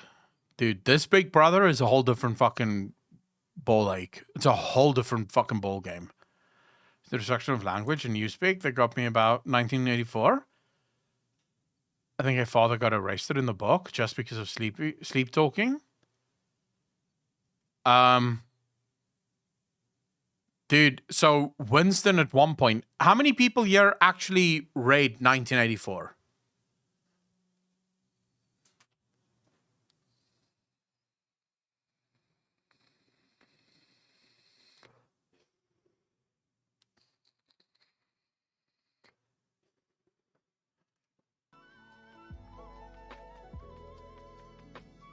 To get it for high school? Don't they have a social system in China already? Yes, but I mean, so 1984 is on a whole new level, right? That is like next level social control. But so Winston, the main character in the book, bought himself a diary, right? And an old pen. And at one point in the book, he's sitting there writing in the diary, but he's actually thinking about something else. So he's sort of automatically writing. And he looks down at what he had written, and he wrote, "Down with Big Brother, down with Big Brother, down with Big Brother, down with Big Brother." And he sort of exclaims that that's not even scary that he wrote that, because whether he wrote that or wrote anything else, like, he could have written anything else, and the punishment would still have been death. The very act of keeping a diary, the very act of writing down the things that is happening in the modern day is a crime punishable by death. You have to, like, it's fucking scary. Yeah, arrested does mean death. You don't survive being arrested, especially not by the thought police. What channel do you stream on at YouTube? Goblin Spore, the main channel. So on Akalon.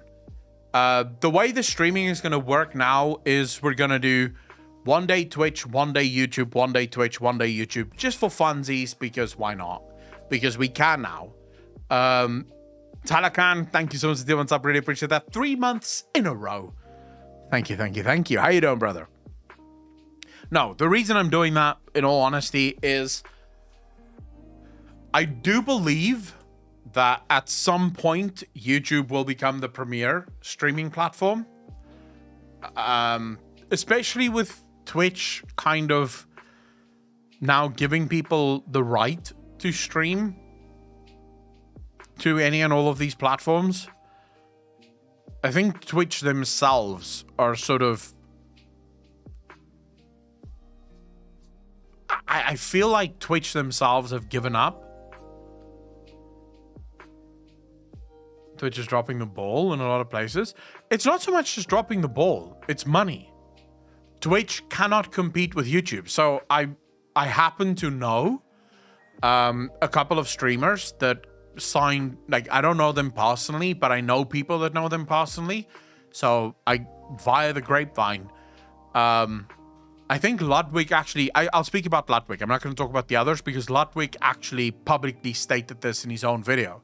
So when his contract ended with Twitch, YouTube approached him and were like, hey, we want to sign you. Let's work out a deal. And he then went to Twitch, right? After YouTube came to him and because he thought to himself, I'll use the YouTube thing to get a better deal at Twitch. That's it. He wanted to stay on Twitch. He thought he'll just get a better deal at Twitch. So YouTube offered him a number. He went to Twitch and he was like, okay, this is what YouTube offered me. Can you beat it? And Twitch literally said to him, no. We can't beat that. And so Ludwig was like, all right. So, and like, dude, good luck. They didn't even try to fight for him. They didn't even try to keep him because Twitch knows that the war is basically over. YouTube will eventually win, and they're just trying to make as much money as humanly possible with the time that they have left. So for me, it sort of makes sense. You know, we're going to stream on YouTube, we're going to stream on Twitch, and it's still going to be fun. We're still going to get the same amount of streams going. And that way, should Twitch ever really go tits up, we're already streaming on YouTube. So it's not like it's going to be a massive fucking culture shock, right? Stolly, I've spoken to a couple of people that said you are allowed to react on YouTube, but you have to be careful what you react to. So, yeah. Like, you can't, like, anything that might be slightly copyrighted, you can't react to. Even YouTube channels. So you have to be very careful with the YouTube channels that you do react to, that they don't have any sort of fucking copyright, because that shit can get you can get your shit kicked in quick on YouTube. Probably didn't help either a few years ago. Dude, the thing that I hate most about Twitch, and I like Twitch for everything else. When it comes to streaming and community, I fucking love Twitch. I think the chat on Twitch is just amazing, and by that I mean you guys. I think the community of Twitch is much better than the community of YouTube, and I don't mean that YouTube doesn't have the same cool people. I feel like Twitch allows for community to form better. But the one thing that I hate about Twitch is that every decision Twitch makes seems to come at the cost of the viewer. Like, every single decision Twitch makes just tries to get more money out of the viewers. And I don't like that. Because sure, everyone would love to make more money, but there's a limit. You know, there's a natural limit to where viewers just can't pay anymore. And the last thing you want is a viewer to start feeling like all they are is a fucking wallet. Because how long are people going to stick around if they know that the only thing that they're important for, or the only thing that they're good for, is their wallet, their credit card? And Twitch clearly doesn't seem to give a fuck about user experience anymore. They just care about how much money can we make.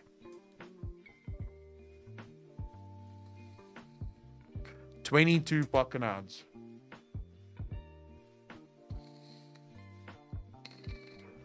Jesus fuck. 22 ads. Let's pretend like that didn't fucking happen. 22. Dude, I already don't have I don't like the 3-minute ad thing.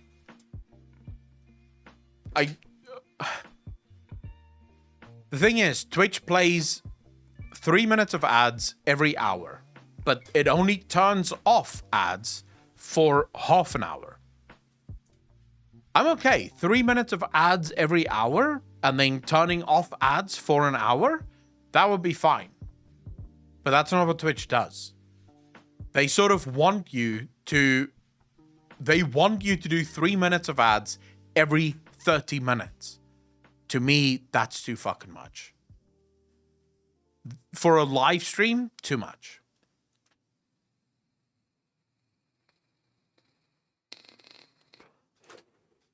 Cortexoid, yeah. I accidentally, I have already changed it, but it's only going to take effect in the next stream. I wasn't looking at what I was doing. Like, Twitch sent me this email saying there's a new incentive program for ads where you get 55%. And I wasn't paying attention. I literally just clicked on it and I was like, oh, okay, it's just scheduling your ads. Yeah, why not? And I didn't realize that it's not 55% whenever I click it. The second I opt into the 55%, it now starts playing 3 minutes of ads every hour. So the schedule does it. It just decides that this is what's going to fucking happen. I did not pay attention to that at all. I thought that you opt into the new ad program and all it then asks you is to play 3 minutes of ads every hour, which isn't a problem. If you ask me to play 3 minutes of ads every hour, okay, every hour I take a break for 3 minutes, I play some ads, you guys get up, go make some coffee or some shit, we get back, everyone's happy. But that's not how it works. It plays 3 minutes of ads every fucking hour automatically, which annoys me because I have no control. So looking at my Twitch app now, it seems like there was an ad about 22 minutes ago. I don't fucking know that there was an ad 22 minutes ago. So we could have been in the middle of watching a video and people would just get an ad. That's super annoying. Personally, I wish I could turn off the ads, if I'm honest with you.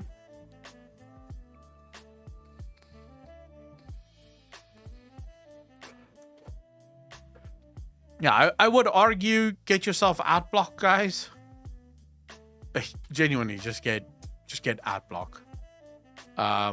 Fuck ads. Can you run even more ads? No, that's not how I want to make my money.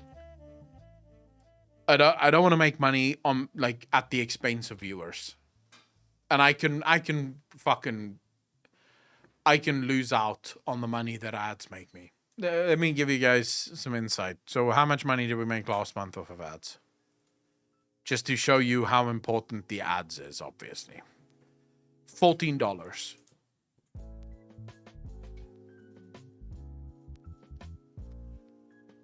Feel so good about myself. I made a whole 14 fucking dollars. Yeah. I'm okay. I think I'm okay with missing out on that shit. I get almost no ads, maybe because I'm in Russia. Goblin, yeah, that could definitely be the case, right? Lunabal, how you doing? But you make more off of them with more viewers? Yeah, sure. You'd make more money with more viewers, but at the same time, with more viewers, you'd have more subscribers as well as more donations. Like, if I had 1,000 viewers right now, I would probably make anywhere from $100 to $200 per stream on donations, and then also a bunch of subs. So why in the fuck would I need to play more ads? Like, look, I'm all for making money, and I'm all for approaching this as a business, but I don't care about squeezing the last drop of blood out of every single thing that I do. I would much rather say, you know what, fuck the $300 or $400 that I would make every month with ads. I can live without that. I'm getting more subs. I'm getting more donations. Let's just fuck the ads. Because there is a point at which you have to ask yourself, okay, so with 1,000 viewers, you're probably making... let's be conservative and say, if you have 1,000 viewers, you're probably making around $2,000 to $3,000 a month. Right? At 1,000 viewers, you're making about $2,000 to $3,000 a month. Would you really need the extra $200, $300, $400 that you're gonna make off of ads? Like, do you think that it's desperate that you get your hands on the extra? It's not even gonna be $300. Let's say $250.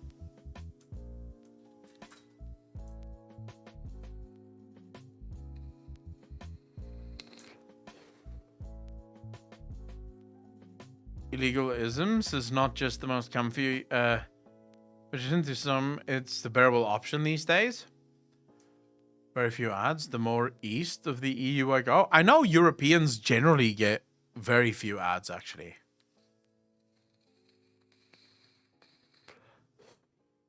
I don't know how many viewers would end up hating you for ads. I think viewers can stomach a lot, right? I do think that viewers can actually stomach a fuck ton. For me, it's more a moral thing. Because viewers, I know as a viewer myself, you get used to it. So there's a couple of streams that I watch where every hour, on the hour, there's 3 minutes of ads. I've gotten used to it. I watch the stream. I get up, I go make some coffee while the ads play. No fucking problem, right? So as a viewer, you're going to get used to it. But for me, it's more a moral thing. So whenever I'm streaming on YouTube, I have ads turned off. YouTube pays a hell of a lot better for ads. So it would actually be worth playing ads on YouTube. I just refuse to. Because to me, the whole point of a live stream is it's a live conversation. Ads do not work in live streams. I'd rather have the fucking ads when I'm sort of playing videos and shit, right?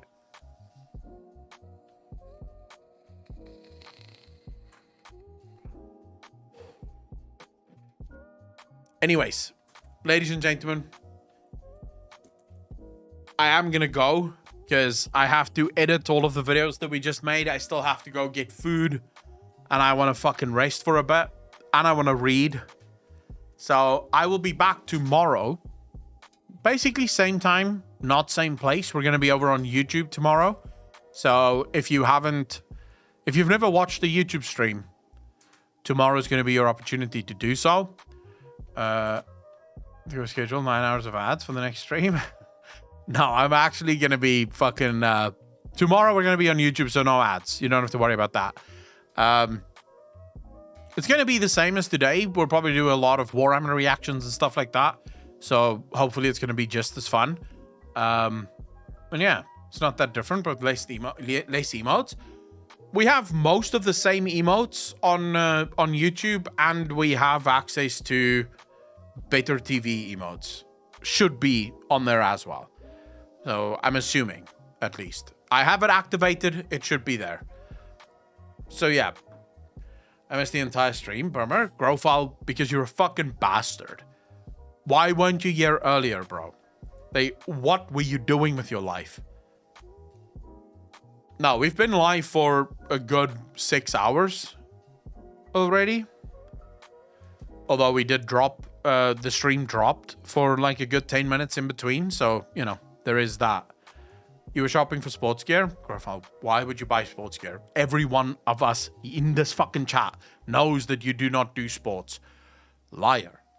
You were just buying the sports gear to show off to the ladies, weren't you? earlier. I was still at work for the majority of it.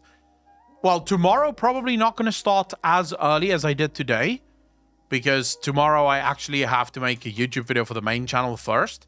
And as soon as that video is done, we'll start the stream. So you can look at 12, 12:30, maybe 1 o'clock my time tomorrow. So about 2 hours later than today. Anyways, ladies and gentlemen, as always, I'm going to thank you so much for spending your afternoon, your morning, your evening with me. It's been an absolute pleasure. As always, be kind to each other, be good to each other, and I will see all of you tomorrow on YouTube. Peace out, fam.